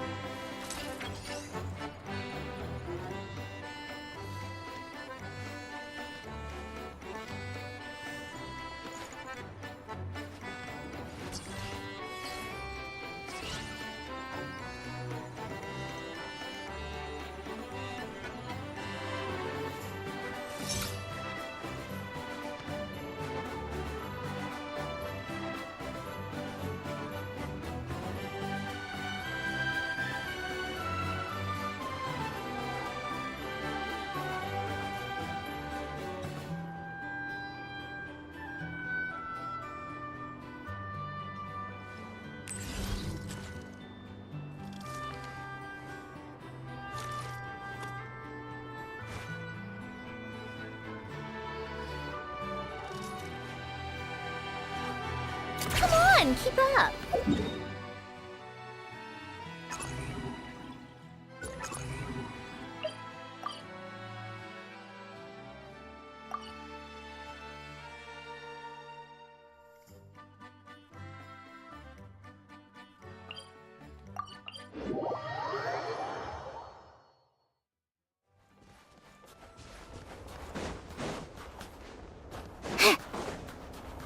How tiresome.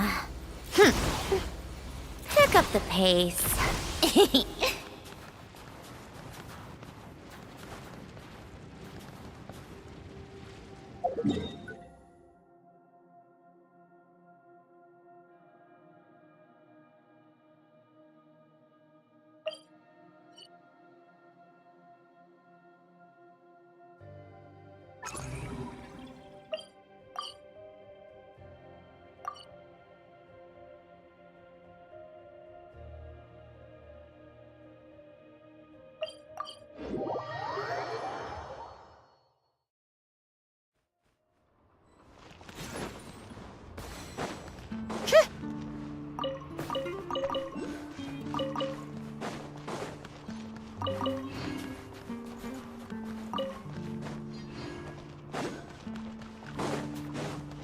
Take a break.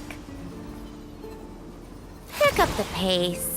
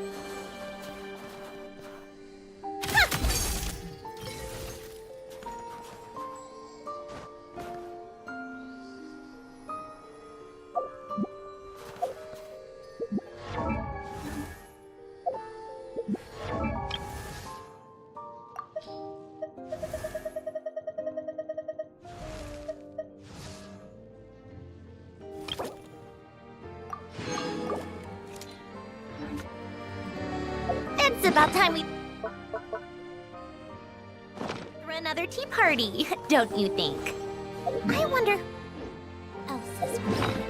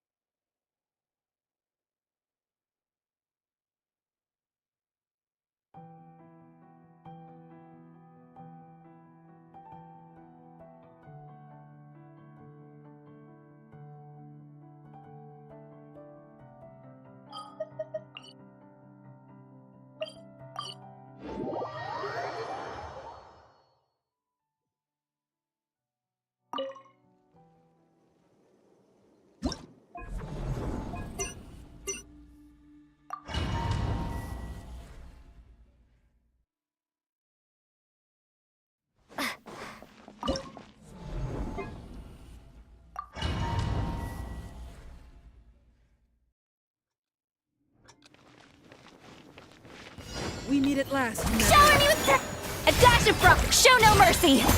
Annihilate!